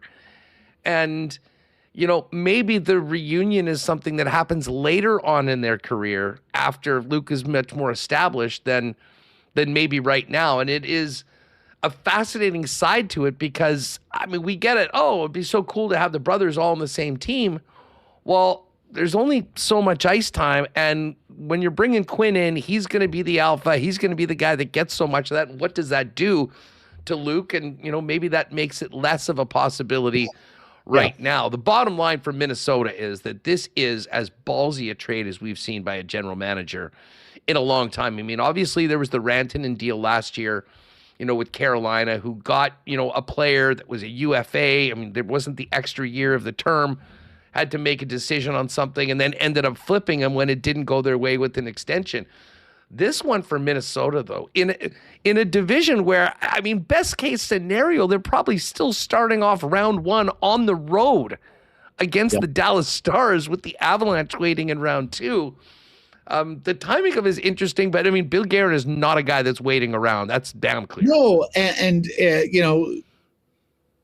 they're out in the first round every year, Hustle, right? Like at some point you have to look. Like, I think the Minnesota Wild have done a very nice job of drafting and developing. Their director of amateur scouting, Judd Brackett, was here in Vancouver for a number of years, did good work here. I think he's done good work there. Even prior to the Guerin administration, I felt there was good work being done there in terms of team building. Perhaps lacked a little bit on stars, or at least high-end offensive stars, until Kaprizov came on over. And so I think Guerin and the Minnesota Wild are looking at it and going, look, most Stanley Cup champions have superstars, right? Like, there are very few examples of Stanley Cup champions in NHL history that aren't leaning on a guy or two that are superstars in the moment, if not, bona fide first ticket Hall of Famers. So I can understand Guerin and company feeling like the time is now. It has to be now, given the history of the franchise and all the first round losses, given the strength of the division that we talked about, and given the profile and makeup of a Stanley Cup champion. All that makes sense to me. As opposed to it on the New Jersey side of things, I just looked it up, Hustle. So Luke Hughes is playing 23 minutes a night and nearly 2 minutes per game on the power play. Needless to say, those totals will go down if his brother ever joins him. The other thing is, he's signed until 2032 and is going to make a whole lot of money. So if it's just an ego thing on ice time and power play opportunity, especially if you're ceding it to your brother, if that's something that Luke Hughes can wrap his head and his ego around, and he's okay with that, then I would have zero qualms if I'm Tom Fitzgerald and the New Jersey Devils in putting a massive contract offer in front of Quinn's face a year from July. Well, the funny thing about that is you're more than willing to pay Quinn the money, but do you want to be paying Luke that much money to be playing in such a role that's not what you're... And I think that's the deal that you're making here. You're understanding that if I'm giving Quinn all of that money, then we'll probably be paying something in the order of $25 million for our two top left side defensemen going forward. Matty, always great having you on the program. All the best to you and Blake and everyone at S&P. I hope you have a great holiday season, and let's chop it up again in the future. Appreciate you, buddy.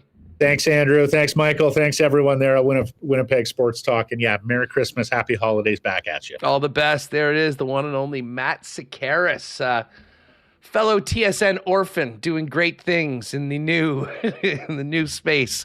Of course, Matt and Blake blown out on the same day as us, and they're doing great things out in the West Coast. Check them out, Sekeres and Price, wherever you get your favorite pods and shows. That was fun. I always love talking to Matt. I know you all love the way he calls me Hustle instead of Hustler. It is a very unique quirk of Matty. He's the best, and I'm just so fascinated by this trade. We'll be talking about this one for a long time, especially here in Winnipeg, seeing what has become of the Minnesota Wild, and how this all plays out over the course of the next 18 months. And then, of course, Vancouver is Vancouver.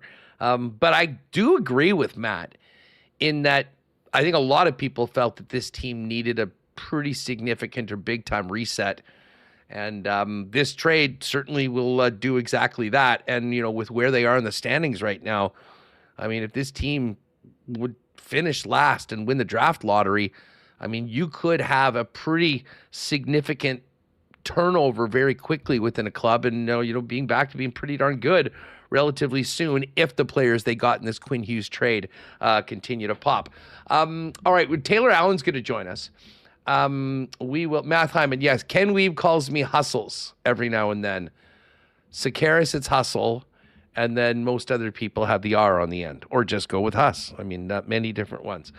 Listen, we are going to hear from Arnie from today, as well as Cole Perfetti. But we're going to talk about the Bombers' big signing yesterday and another big one today. So we'll hang that and we'll update you on the clean line lines from practice a little later on. Jake's going to jump on with us. But we will get to those clean line lines as we always do, and certainly for tomorrow after the morning skate on tomorrow's show. Of course, our partners and friends at Clean Line, proud sponsors of the Winnipeg Jets, are Winnipeg's leading commercial and residential plumbing, heating, and electrical company, which, much like the captain, Adam Lowry, has the back of Winnipeggers, Manitobans with 24-hour emergency service 365 days a year. Clean Line, your local leader for over 40 years in the official plumbing service of the Winnipeg Jets. Captain approved. Find out more on Clean Line at cleanline.ca, as well as emergency contact numbers if you are in a jam. Tomorrow is our watch party at Boston Pizza. Hope you'll all join us. BP Kenniston tomorrow night, 7 o'clock. We got all the who's who of the WST chat going to be there. And hopefully many of you podcast listeners that can't usually participate while we're live can pop out and have a great time as well. Giving away a few prizes, have a few cold ones, eat some wings and some great BP pizza, and hopefully see the Winnipeg Jets get a win. Don't forget about those great gift card promos on right now at Boston Pizza as well. Before Christmas, every $50 gift card you buy, you get a $10 promo card. And if you need it for buy a big purchase for an office or something like that, any purchase over $1,000, you'll get an extra 10% in gift cards at your local Boston Pizza. We will see you tomorrow, BP Kenniston. And hey, our friends at Royal Sports are booming right now. This is that time of the year where many of you wanting to cross off a few very important gifts on your list, head down to take care of all the sports fans in the family. They've got the best selection of Winnipeg Jets gear when it comes to jerseys, hoodies, hats, toques, hoodies. They've got it all. And of course, all the jerseys customizable with your favorite player's name and number. But it's not just the Jets. I mean, you will never find a selection like you have at Royal Sports with the best in jerseys and merch from all the teams in the National Hockey League, not to mention the NFL, Major League Baseball and the Blue Jays, Raptors and NBA, tons of great Bomber gear and CFL merch as well, international soccer, and as the hockey superstore for over 50 years, amazing deals on hockey sticks, equipment, and more as we get closer to the big day on the 25th. Take care of it all and make sure to check out some other great gift ideas on the Kings Skate, Snow, and Surf side of the building. Follow them on Instagram at Royal Sports Winnipeg for the latest merchandise drops and sale information right now heading into the holidays. And take care of all of your sports-related Christmas shopping at Royal Sports, 750 Pembina Highway. And again, online at Royal Sports Winnipeg on Insta. All right, Taylor Allen's ready to go. We got to break down the Retta Kramda signing, the money that Brady Oliveira got yesterday. First up, though, let's give a big cheers to our friends at Winnipeg's favorite local brewery, Little Brown Jug. You train day in and day out. learning new techniques, approaching new concepts, and living out the thrill of achieving your goals. Building a craft beer is no different.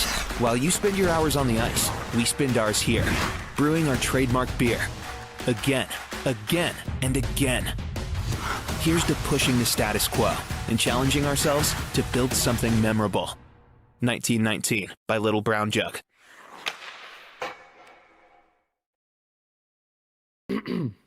All right, a big day yesterday for the Bombers with the 3-year contract that Brady Oliveira announced just as we finish up the show yesterday. And then adding Rewucki back into the fold today. Let's bring in on the Bomber beat for the Winnipeg Free Press, our guy Taylor Allen. What's going on, Commish? How are you? Doing well. Just got home from probably my favorite press conference of all time because Brady had his dog Gunner, a beautiful golden retriever, at the stadium just now. So that was kind of funny having this dog kind of make its way through all of us media members and whatnot as we're asking Brady questions. But yeah, obviously big news in Bomberland with Brady and of course now Rewucki. You know, I'm going to for the why not question of the day, I want to get people's reaction to it. We're going to put up a poll, so we'll hit that in just a minute. But listen, we'll kind of get our thoughts on the money, which is significant for Brady. But tell us about the presser today. I mean, this was a guy that was pretty clear. He was probably going to see what was out there in free agency, and yet we're 2 weeks into December, and he's inked for 3 years.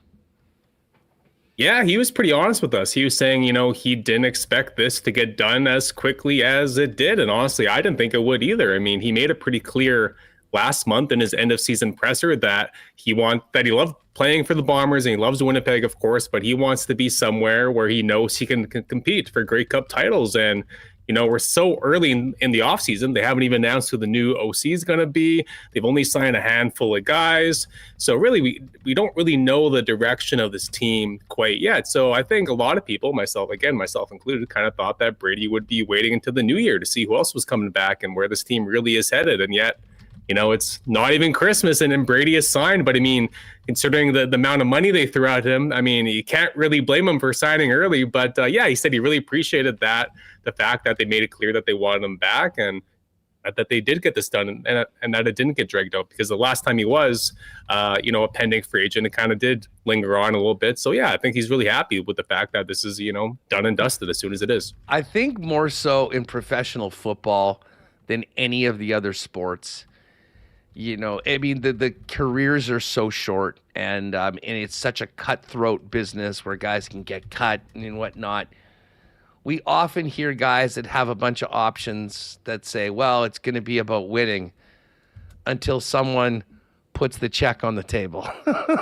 Like, I mean, as much as I do believe Brady Oliveira was truthful in saying, you know, I really want to be able to compete for Grey Cups. I mean, listen, they've been competing every year here.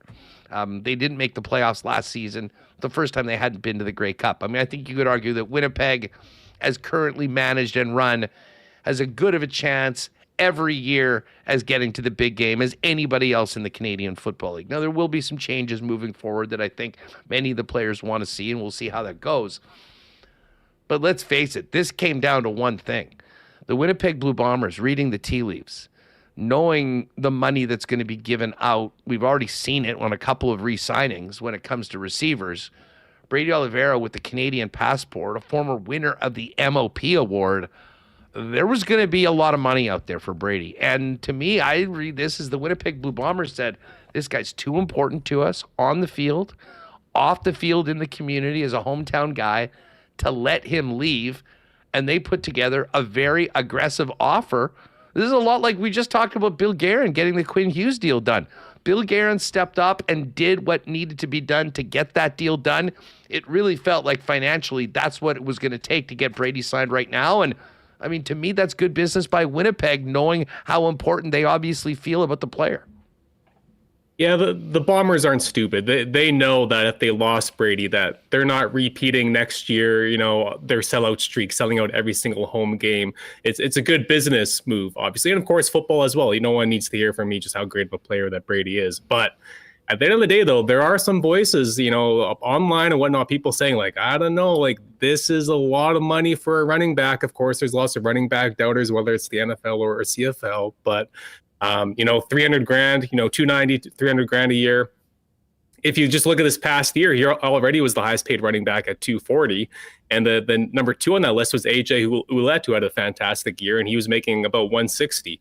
So that is far and away the highest paid running back in the league. And I'm not saying Brady doesn't deserve it, but I honestly understand, though, if there are some people out there that kind of think like, you know what, I don't know if 300 grand for that position is the best use of resources. But I asked Brady about that today. I said, hey, like, what would your response be to someone who thinks that? And he says, you know what, like, I think we need to stop. People need to just stop focusing on positions and focus on, the output that you get from these players, no matter what position that they play. And, the stats don't lie. He's been their best player these past few years. And this offense wouldn't be the same without him. So, obviously I see both sides of the argument. But at the end of the day, though, I don't think anyone believed that the Bombers were going to let Brady, leave town. Why not question of the day for our friends over at Not Autocorp at Waverly and McGillivray is up in the chat right now. We've done it at a poll. How do you feel about the Bombers extending Brady Oliveira and the term, obviously? Love it, worth every dollar. Like the player, money is fine. A good player, but pricey for an RB.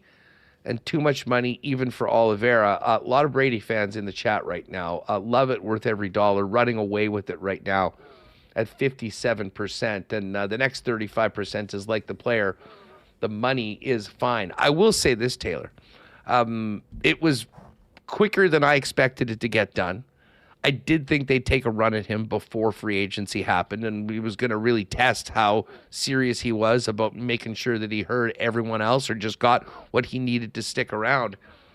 The other side of it, though, from a Bombers perspective that they don't have to worry about is after the season that they just had, falling well short of their goals and, being a crossover team and it ending quickly and not making it back to the Grey Cup. What the optics would have looked like for the team to lose a hometown player that is 1 year removed from being the best player in the entire Canadian Football League, where he's had so much success. The optics of him leaving, I think, would have been very significant, and more so for him than any other player that could have left Winnipeg in the offseason. I also think another side to it is the fact that I don't know if there was another obvious landing spot for Brady. I think you look across the league right now, I think lots of teams are pretty happy with the running backs that they have in-house. And, maybe the one or two teams that aren't, they're not really competitive. So why would Brady want to leave town for that? So, yeah, I think there's a lot of factors into it, but I think that's kind of a piece that's been overlooked. It's just the fact that you look at the market. I don't really know where else Brady was going to go. So obviously the Bombers did not hold that against them, or they didn't bring that up in negotiations because they did pay him what they did, sorry. But no matter what side of it that you're on, it's obviously a massive signing, and business-wise, on-field-wise, and Brady made it loud and clear today just how happy he is to be staying put in Winnipeg. Taylor Allen from the Winnipeg Free Press on the Bomber beat. I know Remo was very happy today, as was I. We are big Retta Cramdy guys, and he is such a versatile player. And, sometimes when you get guys that move around, did defensive plays, he's a big hitter, does a lot of things, but he, to me, has been one of the most important players in the Bomber defense for the last couple of years. Thoughts on his role with the Bombers and the fact that they got him done today, how important that is amongst the offseason priorities? Yeah, Retta Cramdy is one of my favorite guys on the team to speak with. Just a good old French-Canadian boy, never afraid to just call it how it is after games and whatnot. So obviously as a media guy, happy that Retta's back. But you talk to anyone, honestly, in the CFL, really, that knows Retta, and they just rave about, never mind the football side of things, just how smart of a player he is. Even Brady today, I asked him, his thoughts on Retta coming back, and he said, he's the heartbeat of the defense. He's like an extra coach on the field, and his stats maybe aren't going to wow you, but again, you ask anyone, and they just rave about this guy. I even was speaking to Danny Machocha about Retta a while back, because he used to coach him at the University of Montreal. And he was saying there was a time where, he called up Retta to the front of the room. It was a team meeting, and he gave him this really complicated concept or play or something like that to break down. And he gives Retta a Sharpie or a whiteboard marker, I guess I should say, to kind of break it down on the board in front of the whole team. And Retta absolutely nailed it, and the whole team got up and gave him a standing ovation. Like, this is just the type of guy that Retta is. Like, he knows every position on the field, inside and out. He's a veteran now, and again, like, he's just super well respected. So obviously Brady's the more flashy name that everyone in town knows, but Retta Cramdy is a guy who is honestly a bit underappreciated, and this should be a signing that should be widely celebrated if you're a Bomber fan. Yeah, no doubt. I mean, Cramdy, I think, was one of those guys that, he can play in so many different positions. He's like a defensive coordinator's dream, especially, with rosters the way they are in the Canadian Football League. You lose a guy. I mean, what he does with the ratio as well, being able to play in a bunch of different spots, seeming like a no-brainer. Let me hit you with this before we break. I am optimistic. At the end of the season, if you said, is Stanley Bryant going to be back last year? I would have said, probably not at his age. And then I don't know whether I'm just taking too much from this, but the fact that he was so prominently featured in the Bombers' schedule release made me think that we'll be getting good news on Stan. I can't imagine Nick Dembski not being back. But Taylor, when you look at last year's Bomber team and, specifically focusing on some of the long tenured Bombers, who do you think might not be back this year? Yeah, well, it doesn't sound like it'll be Nick Dembski, because Brady today was saying he put him in a headlock and said, if I'm signing you, you better re-sign too. So I'd imagine Dembski will be signing pretty soon then. And I'm with you on Stan. I didn't think he'd be around for 2026, but there's nothing I've heard that makes it sound like he's going to retire. But who knows? Time will tell. Pat Neufeld sounds like he still wants to play as well, even though he's the second oldest offensive lineman in the league behind Stan. So, yeah, I mean, there's a lot of guys out there, and I don't think there really is an obvious answer. But if I had to give one, I'd maybe say Jake Thomas. I mean, Cameron Lawson was the second, or really the first guy that they did re-sign. I mean, Ontario Wilson was already under contract for this year. They just extended him. So, committing to Cam Lawson this early on in the process, does that mean they're moving on from Jake Thomas? I don't know. But, yeah, this team has been so loyal, sometimes loyal to a fault, if we're being honest. And every offseason, you kind of think that there's going to be a few of these guys that they're going to, move on from and get younger. And every year there's one or two, but really there's very rarely as many as you kind of think there would be. This year could be different, obviously coming off of, the shortcoming that they had, not even making to the Grey Cup. But yeah, gun to my head, had to name a name, it would probably be Jake Thomas. What's Willie Jefferson's? Does he have a deal for next year?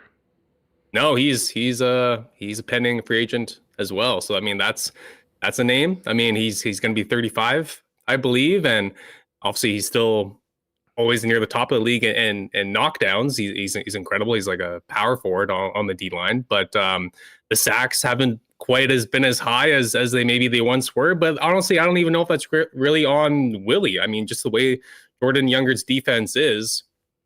Oftentimes, the way he schemes things, it's not even really about putting pressure on the quarterback. They have more guys dropping back and whatnot. So honestly, if you watch Willie, quite often he's standing there and he's more so just interested in playing volleyball, trying to knock down a pass, as opposed to putting on a crazy pass rush move to get to the quarterback. So I think in a different defense, his sack numbers would be quite a bit higher, honestly.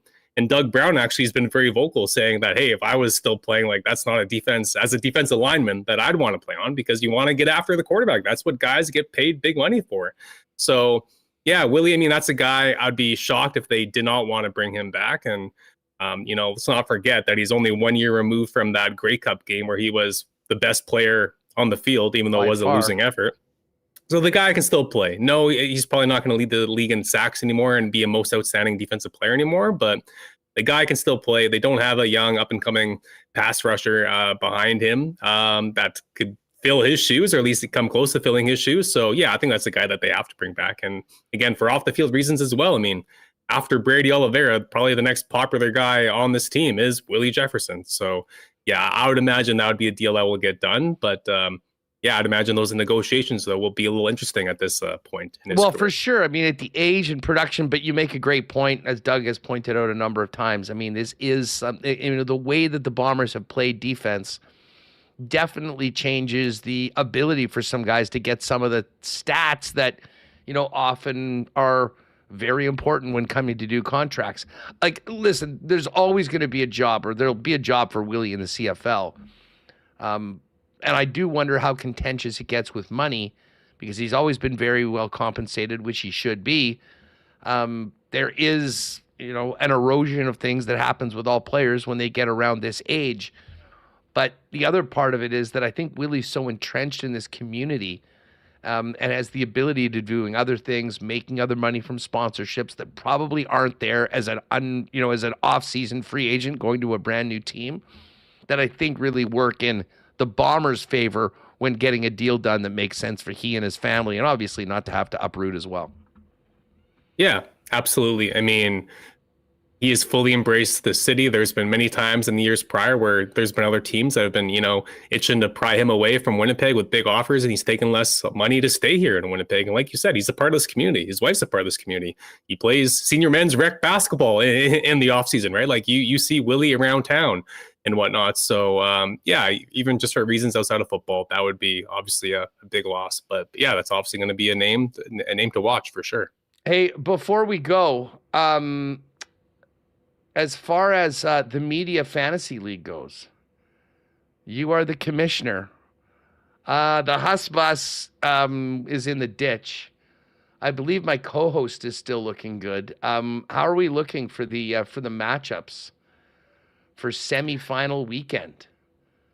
Well, I finished in the worst possible place you can finish in fantasy football, and that is 7th, just one spot out of the playoffs. Me and Billick both finished 7-7, but he had more points than me. I think he started like 1-5 or something like that, and then he just went on this insane run to get to 7-7, and he just won last week. I think he knocked off Josh. So my heart is still too broken to even be looking at the app, honestly. So I don't even know who's still around in our league. Sorry, it makes me a bad commissioner or a score loser, but I can't even look. And, for the record, you and I, you were 7th, I was 8th. It was brutal. But Remis, the favorite coming in. Now, we all know how fantasy playoffs go. I'm expecting a very angry Michael either next week or the week after, lamenting some crazy thing that happened. But Remis Island, first place. He will be taking on Billick's team. And I mean, the projection for this game is 124.01 to 124.23. We could have a barn burn on our hands. But yes, Billick took care of Connor last week. Tough one for Connor. He had a nice debut season. So Remis and Billick. And then, what a matchup. Ed Tate's These Dudes Abide versus Bombing's La Porterhouse in the final one. I am interested, and I will pay attention, both for Remis' sake and also because it is the Media League. It's some tough losses, man. Connor and Josh, both favored last week out. The tough lessons that we learn as fantasy football players.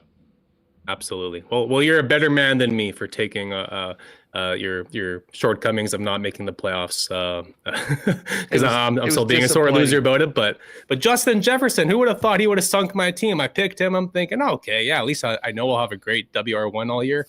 No, not so much. So yeah, I'll get over it. But yeah, it was tough way to go. It was tough. The quarterbacking choices I made were not great. The Jaden Daniels injury, J.J. McCarthy, Bryce Young. Oh, God, I don't want to relive this. Hey, great stuff, buddy. Thanks for doing this. And have a great holiday season if we don't talk to you the next week. You bet. Thanks, guys. Same to you guys. Appreciate it. All right, there's the commish, Taylor Allen. All right, we asked you the why not question of the day. Let's get to some fan feedback for Fans First, your number one spot for buying and selling Winnipeg tickets on the resale market, where what you see is what you pay, no added fees. Check out the site today at fansfirst.ca. We checked out, we asked you, how do you feel about the Bombers extending Brady Oliveira? 56% say love it, worth every dollar. 31% like the player, money is fine. 9% said good player, but pricey for an RB. And 4%, only 4, too much money, even for Brady Oliveira. Keep your thoughts coming in. Lots of other comments in the chat just on the Bombers. BA says they need Dembski, Pokey, a healthy Schoen, and a good import receiver. TH Power brings a lot more to the Bombers than just being a player. Boring Sean Wanahan. Brady had over 1,000 yards and Hogan refused to give him the ball most of the year. And Tiquan Apolli. Just need the Elgersma signing in February. And then as Matt Hyman said, that would be Caleros, Perkins, and Elgersma, which I think would give us a lot more hope for the future at that quarterback position. Fans feedback brought to you by Fans First. By fans, for fans, no fees. All right, Jake's going to join us in a few minutes. But we promised we'd get you to the Winnipeg Jets before leaving today for St. Louis. They did practice today. Let's start off with the coach. We'll go with 13. Here's Scott Arneal. Pretty disappointed after last night's game with leaving that point on the table, but spoke afterwards on getting some practice time in today before hitting the road to the Lou. Obviously, getting on a plane here just after being on the ice, it's just getting out there is, doing maybe a half an hour of touches, throw a sort of a compete structure drill in there, maybe 2 of them, like we did today. But it's really about guys getting touches, getting feels, them doing some work prior to the practice starting and then after practice. Like I mentioned, you don't get to do it when we're on the schedule that we're on, and so try to take advantage of it when we can. What's the message to the guys ahead of such a big road trip against Central Division? Yeah, just that. It's, 2 teams we haven't seen yet. It's Christmas, and it's kind of crazy. But at the end of the day, focus on St. Louis. There's obviously the next couple after that will be just as tough. But we got to go into St. Louis. Obviously our history from the playoffs last year. Just new season, though, we have to make sure that we go and find a way to get ourselves 2 points. Right, so there's Arnie after practice today, a little bit more on tomorrow's game in St. Louis, and he was asked about the need to get off to, or wanting to get off to, a hot start tomorrow night to begin the game and the road trip. The Montreal game was better. Obviously, the Edmonton one wasn't, but there was a little bit of travel. I'm not giving ourselves an excuse, but that was a crazy whole situation, that one. And Edmonton sitting, waiting, and pounced on us. But at the end of the day, these last 4 games, we faced 4 really good teams, and we kept 3 of them under 10 5-on-5 scoring chances. To me, it went 8-5, and last night was 7. That's a great start for me. If we recognize that that's how going to help us on the road or at home, it's going to help us to stay in games and to make sure that we continue that it doesn't change when we go out on the road. And when you're the visitors, when the home crowd gets in behind, if you let them get the advantage. And so the other way, you want to take the crowd out of it by getting out and having a great start. All right, so 7 o'clock tomorrow, and again, join us at BP Kenaston if you are able to for what should be a real fun little holiday watch party for listeners and friends of Winnipeg Sports Talk. As Brandon mentioned, some folks were sort of pointing fingers at Cole Perfetti last night on the breakdown before what led to the OT winner. Brandon sort of laid that out earlier. I guess they got into a little bit of OT strategy, and here's Arnie on choosing who gets on in 3-on-3 overtime. It has a lot to do with who's coming over the boards on the opposition side as well. Last night they started Giroux to get the face off, and then they're, he's making changes, whatever. It's just different scenarios that come from the opposition. But at the end of the day, I'm going to try to make sure that Scheif, Casey, and Jamo are out there as much as possible. Obviously, they have a history of ending games, and I thought 2 glorious chances last night to finish it. But at the end of the day, that's it's really more about kind of at home. You get to kind of watch what's coming over the bench from the opposition. On the road, it's different. You got to obviously go. Puck possession is major. If you can start with it, that's the biggest thing where we've had successes. We've gotten pucks and kept pucks. All right, so there's Arnie, and one more, and we said that we'd have this for you. You spoke about the Lowry line after the game last night. Here's a little bit more on Lowry, Barron, and Iafallo as the team hits the road. Yeah, that line I need that line. I've been able to really run that through different scenarios. Having Al there as well, that's 3 real solid guys, and they're all killing penalties. But I was fortunate to be able to go against some big lines here in our building. Obviously, I had last change. They can play against a heavier group, much like against Wilson and Protoss. Last game, they were against Paterson and who's the other one? Cousins, like Cousins or whatever. They were big body guys out there that we can run up against the oppositions, and that's kind of what I like about them. Obviously, the ability to, and then their heavy forecheck that they've been showing us lately. All right, there's Coach Arneal. We'll have more from the coach tomorrow on the program before tomorrow's 7 o'clock puck drop. And, of course, give you the updated clean line lines for the Winnipeg Jets after tomorrow's morning skate. Cole Perfetti did speak today, and he was asked about, last night leaving that one on the table and losing an OT to Ottawa. Yeah, it's frustrating to not get the 2 points. I thought, for most of the game we played pretty good last night and carried the play, especially in that second period. We dictated the play and didn't give them much again, 5-on-5, and outplayed them. It's frustrating to obviously not get the 2 points, but I think, take what we can get from it and learn from, look at what we did well, look at our mistakes, clean a few things up, and then put it behind us. I think you're right. We're on to the next game. What's done is done, and the past, we can't change that. So no point in dwelling on the other game. Just focus on St. Louis and make sure that we go in there and put a strong effort and do everything we can to get a win. Now, Brandon and I were talking about where Cole Perfetti's at right now. Obviously missed a good chunk of the first 32 games with that high ankle sprain. Perfetti was asked just how he's feeling right now and how he's feeling about his game. I'm feeling a bit better. Our lines, me, Vladi, and Nino are playing well. I thought the last 2 games we had a lot of chances and had a lot of zone time, and I think that's a step in the right direction. And we're creating it. We've had a lot of almost maybes kind of things. So. When you're feeling the puck like that, when you're, skating around in the ozone, creating opportunities, getting, dictating the play as a line, I think, that's when you start to feel good about yourself, start to feel good as a line, and we're going to take that, that good feeling that we had last night into St. Louis tomorrow, and, hopefully we can find the back of the net as a line and kind of, help the team out in that way. And I think, the chances that we've created the last little bit here, puck's eventually going to go in. It has to. It's going to turn for us, and when it does, we just got to be ready to go.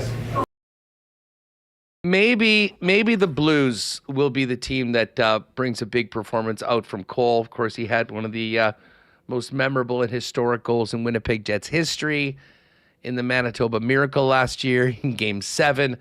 Just one more from Perfetti on if he'll think of the playoff series tomorrow going back up against the Blues for the first time since April.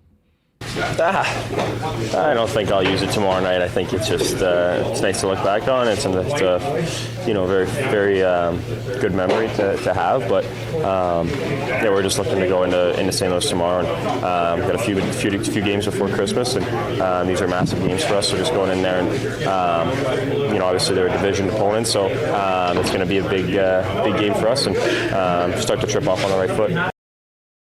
All right, there's Cole Perfetti. He and the rest of the team will look to get off to a good start in their road trip tomorrow, 7 o'clock, St. Louis on the road.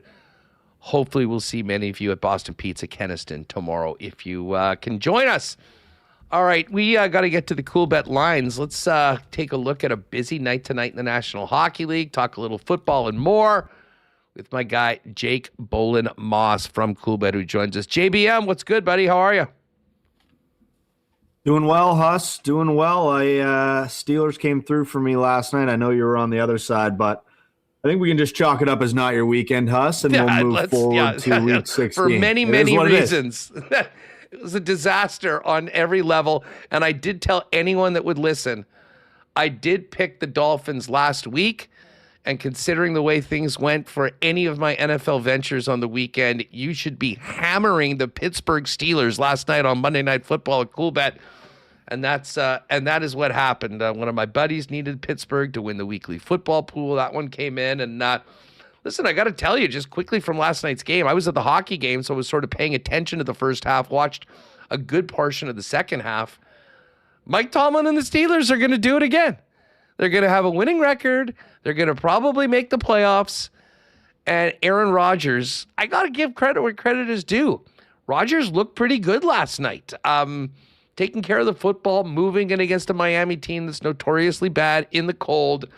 But Pittsburgh has a great opportunity to maybe even take advantage of a pretty tough Ravens schedule in the next 2 weeks and get that division clinched before a head-to-head matchup with Baltimore, which could be for the division in Week 18. Yeah, I mean, it'll be interesting to see what happened. I just pulled it up here.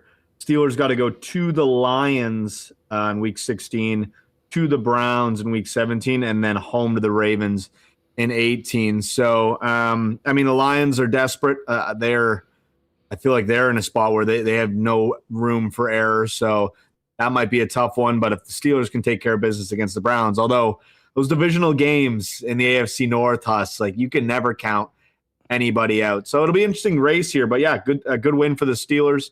Much needed. I think a lot of people were thinking, Miami was on a nice little run there. Their schedule was pretty ugly.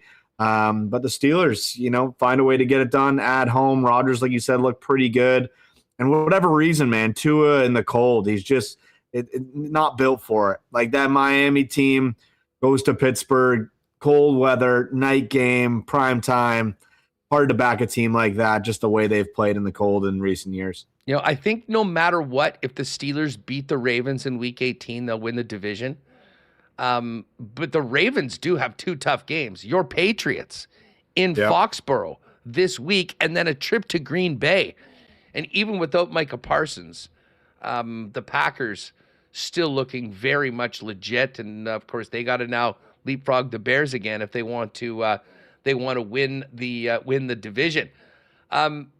Listen, I mean, I'm not one to be trying to poke misery out of people. You and your squad are looking pretty good, but how do you feel about what happened on the weekend? I mean, we saw some of the best of the Patriots early on, and then we saw Buffalo saying, hold on a sec, don't forget about us. And a brilliant Josh Allen performance against a good Pats defense, 5 straight touchdown drives. It was a wild game, very fun to watch if you had no skin in the game, maybe less so if you're a fan of the Pats. But, I mean, still in a good spot for the division. How do you what are your takeaways from what we saw on Sunday? Yeah, I mean, I was feeling real good in the first half, that's for sure. Defense couldn't stop. To your credit, you were not like many other Patriot fans declaring victory, mouthing off in the group chat. There was no scuds at our friend Pat Gregoire, noted Bills fan. You've been there before, so you did not do any of that like some others have. Yeah, listen, I mean, I can't say I was quiet in every group chat, but yeah, I don't like to bug Patty during Bills games. I know how dialed in he gets, and I might give him a hard time after the game. He was actually very humble in victory, and I tried to remain humble in defeat. The Bills deserved that game a lot more than the Patriots did, and especially showing in that second half. So, I mean, if you want to look at it glass half full, I think it's a good quote unquote wake up call for a team that didn't have ultra high expectations. Like the fact that they're an 11-win team as it is super impressive. But I do think this week against Baltimore is a really big game. I know the schedule ends pretty easy, but if you can't prove that you can beat, quote unquote playoff teams or playoff caliber teams, it's going to be real concerning when you get to the playoffs and the only teams you are playing are playoff caliber teams. So a win this week would make me feel a lot better, but Baltimore is playing for a whole lot too, like you mentioned. Yeah, well, it'll be fascinating if the Ravens get eliminated too, and the Chiefs are out. By the way, shout out to Mahomes. Like, us?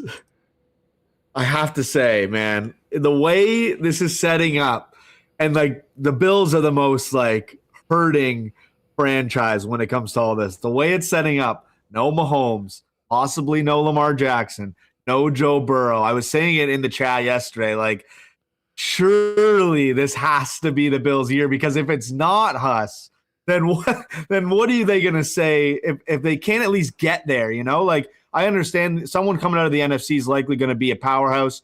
Doesn't mean they can't win the Super Bowl, but, I think it's going to be a real tough matchup, whoever they end up facing. But you got to find a way out of this, quote unquote, weak AFC, whether you're on the road or not. Like, you have the best guy playing the ultra important position. The way it's looking, obviously Lamar can still get in, and this might be all moot. But Lamar, another guy who's not necessarily a playoff, doesn't have the playoff pedigree that the guys like some like Mahomes and even Burrow for that matter. We've seen him have a couple runs when they get to the dance. So, it's going to be a really interesting scenario once we see who's in the AFC side of the playoffs. You know, the craziest thing, as we were going through this yesterday, I mean, with some of these more unproven teams, I mean, listen, huge win by the Broncos. I mean, I'm going to have to bite my tongue and put them near the top of the Chuds Power Sports Power Poll this week, with that win over Green Bay. But, I mean, your division leaders right now, Denver and New England, both, guys haven't, been in this situation before for the quarterbacks. I mean, Trevor Lawrence and the Jags, the Steelers, and then when you add in, a potential Bears win in the NFC North, whoever wins the NFC South, and the Eagles, like, it's not out of the question to think that we could have like 3 or 4 home dogs at home in Wild Card weekend. So going to be a very interesting run. I mean, I'll get to this with Pat on Thursday when he joins us on the program before we do WST Winners Friday morning at 10 live on the YouTube channel. But what a Thursday nighter. We've got the Rams and Seahawks battling for the 1 seed and the top of the NFC on a Thursday night. This is a straight up pick'em right now at Coolbet. LA at Seattle. I mean, there's the Christmas games have been ruined because of injuries and unexpected poor performances by some of those teams. But wow, do we have as good of a matchup we could possibly ask for in prime time on Thursday night. Yeah, listen, Huss, we were actually talking about this game, Patty and I, and we couldn't believe it was a pick'em. Like, I know it's in Seattle. I know they've proven to be a real good team. You look at what happened last week. They barely get by the Colts and Phil Rivers, who literally was pulled off the couch, hadn't played in 5 years. And, he managed the game as we kind of expected, and nothing too crazy. But, we saw what happened in this matchup previously. I know you probably look at it as tough to beat the same team twice in divisional matchup and all that. But until Sam Darnold can prove he can win a big game, are we really going to trust Sam Darnold to get the job done? This is an absolutely massive game for the division for Seattle at home. I lean with the Rams right now. I think Patty kind of felt the same way when we were chatting about it earlier.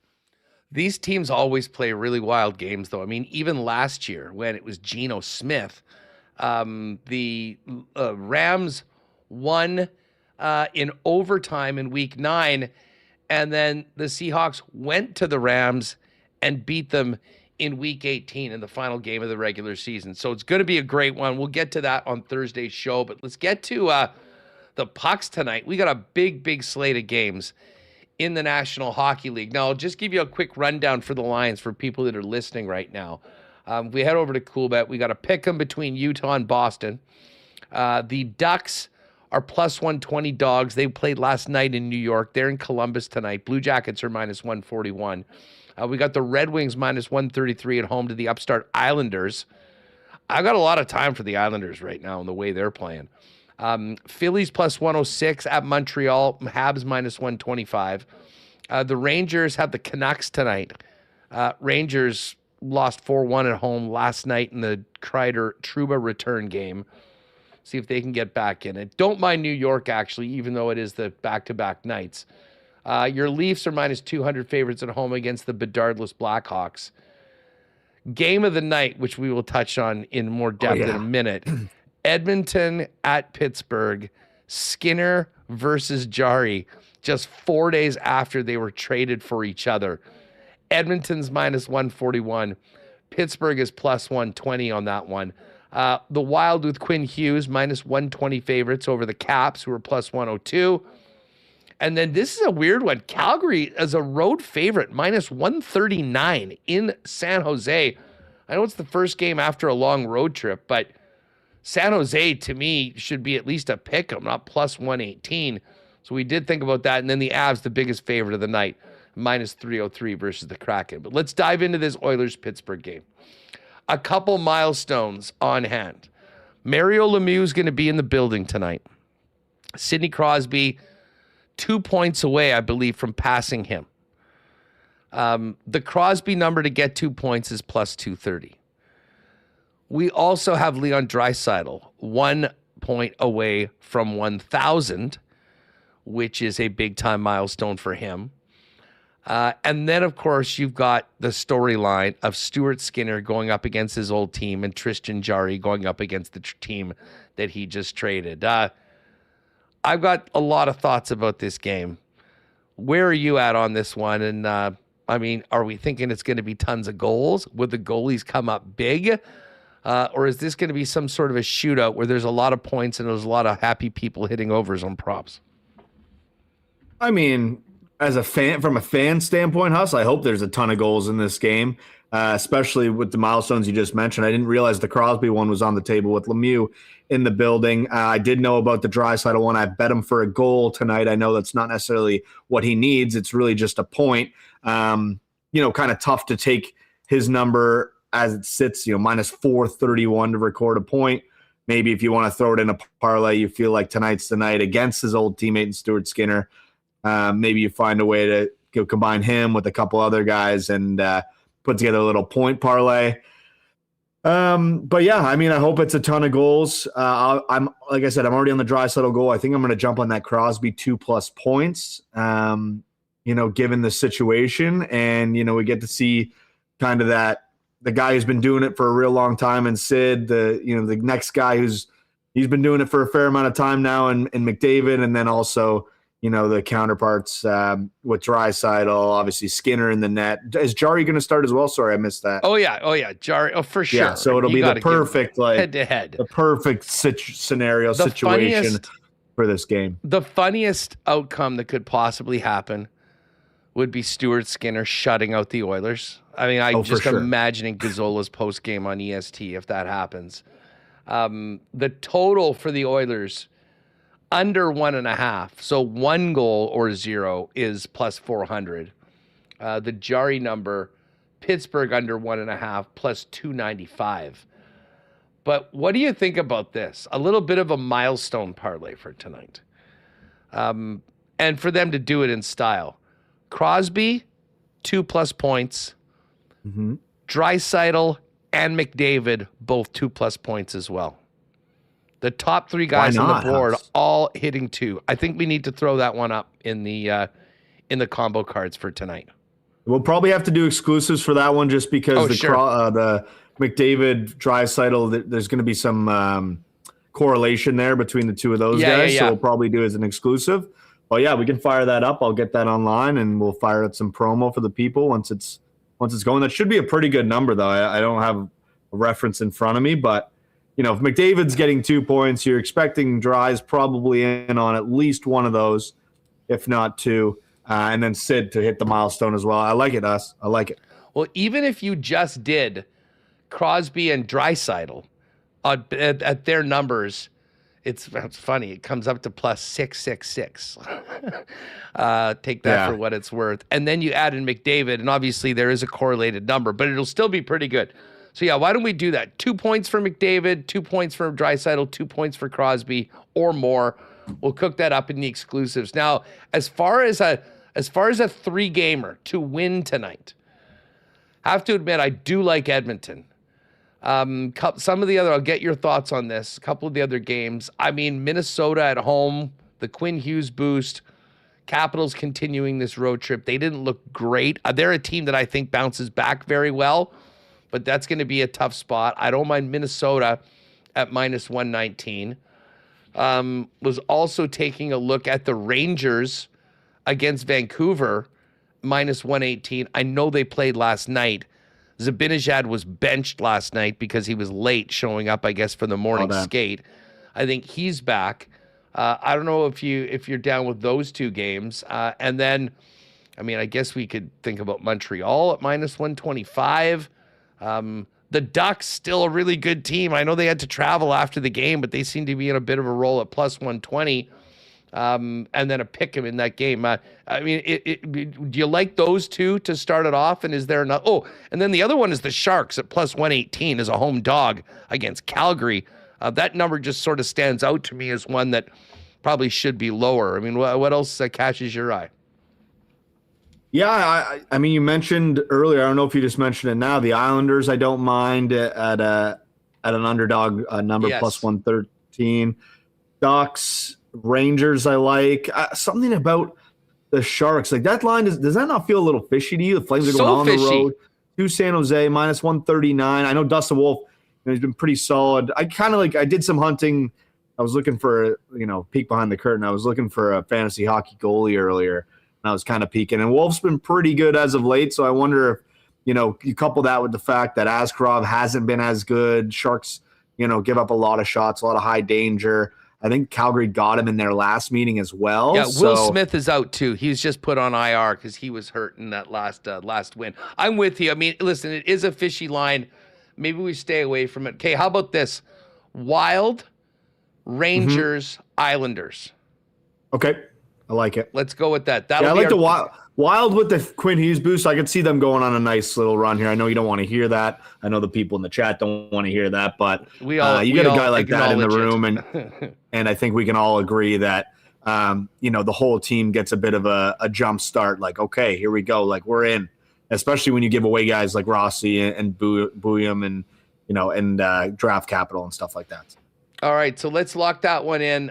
Minnesota, Rangers, and Islanders, all to win tonight. It's at plus 624. We'll get a nice boost on that one and have that one up in the combo cards. And if you want to get in on this Pittsburgh Oiler bet, we're going to do 2+ points for Crosby, same for McDavid, same for Draisaitl.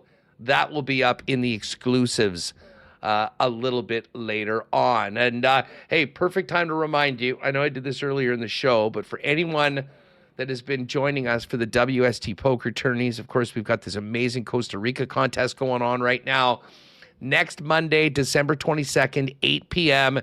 is our next qualifier tournament. Top 4 players finishing will chop the prize and all get tickets to the final on January 12th. And the other date to mark down is January 7th. That's the last chance qualifier, Wednesday, January 7th. And then whoever qualifies will play for the trip to Costa Rica on January 12th. And if you're the last man standing, cool, it'll be flying you out 7 nights in a real sweet hotel and your entry into the main event of the Costa Rica Poker Festival main event, $550 USD, taken care of. Some other great stuff happening as well.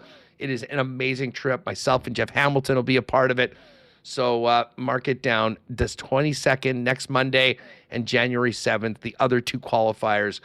And the final, of course, is coming up on the 12th. Jake, I was mentioning this to you in the chat.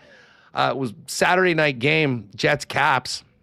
I had at least half a dozen people that, are listeners or whatever, come up asking about the poker tourneys and the trip. There's a lot of buzz about this one. And having been there before, I can say that it is very much warranted.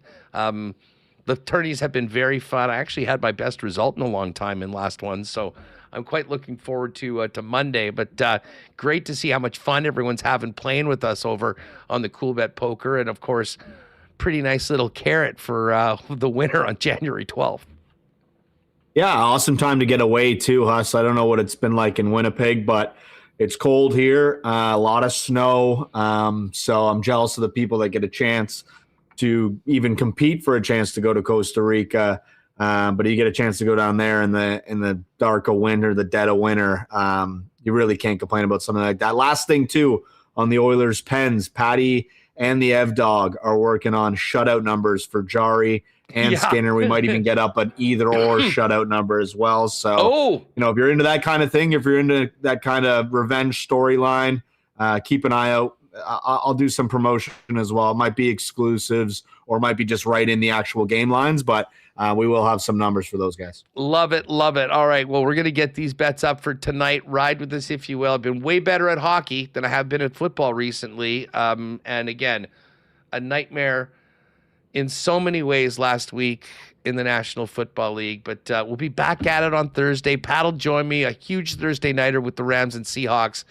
And then another edition, a bounce back edition for yours truly on WST This is perfect winners. for you though. Now that the Chiefs are officially out, your mind is clear. You don't have to focus in. You're free. Like I think I'm riding with you. Whatever you got next week, I think you're gonna have the clearest mind of the three of us with these final 3 games playing out. Big games for the Bills, big game for the Pats. All you got to focus on is the board. Well, and the other thing is, and I'll just point this to, and we'll talk about this with Pat on Friday, but now I can take all of my allegiances aside and figure out who I'm betting and who I'm riding with in the playoffs as a free agent right now for the 2026 NFL playoffs. Yeah, I heard yesterday you might be a 49ers guy, which, I can put some respect on. I think the number on that, I mean, we were just going through that. I mean, 20-1 on the Niners. Everyone is, I mean, listen, I get it. We're talking about the Rams and Seahawks playing for the division. Niners have 10 wins and getting a little healthier as we come down the stretch. So I'm don't sleep on San Fran. That is a team that I could certainly see a path to making it happen, and they are 20-1 right now. Your Patriots 13-1, along with the Texans right now. The other AFC teams: Broncos 9-1, Bills plus 850, despite the fact that they'll probably have to do it on the road. Well, it's certainly. Like, I don't love how it's happened, but it's going to be a very, very interesting playoffs in the National Football League with some of the usual suspects not part of the party this year. Jake, great stuff as always. We'll look forward to talking to you on Friday, 10 a.m. right here on WST Winners. Have a good one, and thanks for getting those up tonight. We should be make a big night of hockey. Fun to be riding over at Coolbet. Yep, keep an eye out. We'll have all those parlays and stuff up, and everyone enjoy their night, bet responsibly, and we'll see you next time. Beautiful. There's Jake Boland-Moss. Give him a follow on Twitter at Jake Boland-Moss, and of course follow at Coolbet Canada. By the way, shout out to our guy Finn. French site is up right now. You can check the promo right now over at Coolbet, but for all of our Francophone friends, full French site as well, if you do prefer, as we are a bilingual nation. Let's get Remo back in here as we finish up the program. Reem, what do you think about this Oiler-Penguin game tonight? Skinner versus Jari. It's almost too good to be true that this is on right after, like a mere days after the trade was finalized. Yeah, this is crazy. Skinner not able to get in, to work a visa. So you have to wait to play his first game with Pittsburgh, going up against your former team. I don't want to say must-see TV, but I'll be tuned in to what's going on there. I do have Stuart Skinner in a couple fantasy leagues, and he's on the Oilers, so you're going to get wins. I think his value took a hit. Jari goes up a bit on Edmonton as well, but it just seems like Edmonton gave up a lot here for a similar type of goalie, but I think they just needed to they need to move on from Stuart Skinner. This was the guy who they targeted. We'll see how it works out for them. Maybe it'll work. I don't know where you land on this. A Stewie Skins shutout would be just hilarious. Mm-hmm. 50 saves. Like just playing lights out, out of his mind and stoning the Oilers in the game against them. It would be nothing more than the Gazzola show afterwards. It would make it must watch. That's your move. You didn't touch too much on Toronto versus Chicago. Bedard, he's got Kevin Weeks said he got the separated shoulder, and that's too bad that he's going to be out for a while. But I'm seeing a lot of conversation about Austin Matthews. I don't know where Jake stands on this. He's got 21 points in 26 games. He's only got 13 goals. I mean, this is a guy who, he had, 69 goals a couple years ago. And he's not even close to that. He had 60 goals in 21-22. I'm not sure what's happened to his game. But, we're talking about conversations about the Jets. I feel like similar ones are happening about the Maple Leafs as well. Yeah, no, you are right. I mean, listen, the Leafs, they took one on the chin from the Oilers on the weekend, and they are sitting right now just a point up on the Buffalo Sabres. They're 33 points. They're 2 games above 500. Buffalo is at 500. Basically, the Jets and Buffalo have the exact same points in games, just they've got there a little differently. 15-15-2 for Winnipeg, 14-14-4. Oh, and we should congratulate Jarmo Kekalainen, who was officially named the new general manager of the Buffalo Sabres, taking over from Kevin in accounting. Yeah, the Buffalo Sabres moving on from Kevin Adams, who was managing with their practice rink before being elevated to the GM, and They brought a guy in for experienced GM. I think first time in 44 years, I saw 40 plus years. They had hired a GM who had previous GM experience, and maybe Jarmo gets it done for them. Yeah, maybe Jarmo gets it done for them. Hopefully it works out, because you want to see Buffalo have some success. I remember the 07 Sabres, one of my favorite teams of all time. Oh, yeah, me too. They're decimated by injuries. Lost to Carolina. I guess that was 06. But they had some great teams then. Haven't been in the playoffs, since 2010 here? What is it? By the way, you brought up Austin. The boys have spoken in, both Jake and Pat. Jake, I don't know what is wrong with Austin. He's a shell of himself. And Pat just adds in, 34 is broken. And that is a concern for the Buds. I mean, you'd think that they're too talented to be where they are. And a lot of people are saying that about the Winnipeg Jets. That's just the way that some of these teams have started. No, there's still 50 games. The Jets have 50 games left. But we're going to have to do some sort of a chart, Reem. Like the 50-game countdown. 5 10-game segments. Shout out to our pal Rick Ralph. And how many points are needed in each of these ones to get the job done, to get to the 95, 96-point mark, which should get you into the playoffs, at least into that wild card spot this year. That first of the remaining 50 is tomorrow, 7 o'clock. We'll have a full edition of WST, game day style, tomorrow, with the updated clean line lines, with coaches' comments and more from the morning skate. Probably check in on the St. Louis side of things as well. And then get ready to drop the puck and see all of you at Boston Pizza Kenniston tomorrow night at 7 for the WST Holiday Watch Party. That is going to do it for us. Great stuff today. Fun talking to my buddy Matt Sekeres, who always calls me Hustle. I'm already getting text from Greg at Royal and some of the other places that I will be referred to as Hustle from that going forward. But anyways, Matt, always fun to have on the program. Brandon Rewucki, Taylor Allen, JBM as well. Thanks to Remis and all of you for hanging out with us today, gang. Have a great night. Be careful on the roads. Right now, we're seeing that it is 0 degrees. Oh, it's now dropped to -6, but it was 3 earlier. So it is going to be icy right now. And although they've taken the alert away, the flash freeze, hopefully it hasn't frozen already. Bottom line is, take it easy on the road. It's going to snow tomorrow. Anyone coming in from out of town, Phyllis, the rest of the gang, be careful. We want to see you there in one piece. And it should be a lot of fun tomorrow night. I hope you all can make it. That's going to do it for us. Thanks to all the sponsors, guests, and all of you for making WST part of your daily routine. Have a good one. Enjoy a lot of hockey tonight. And we'll see you tomorrow, 1 o'clock, right here on Winnipeg Sports Talk. Oh, my God! Oh! Shut it down! Let's go home! Thanks for tuning in to Winnipeg Sports Talk Daily. Make sure to subscribe on YouTube and your favorite podcast feed at winnipegsportstalk.com.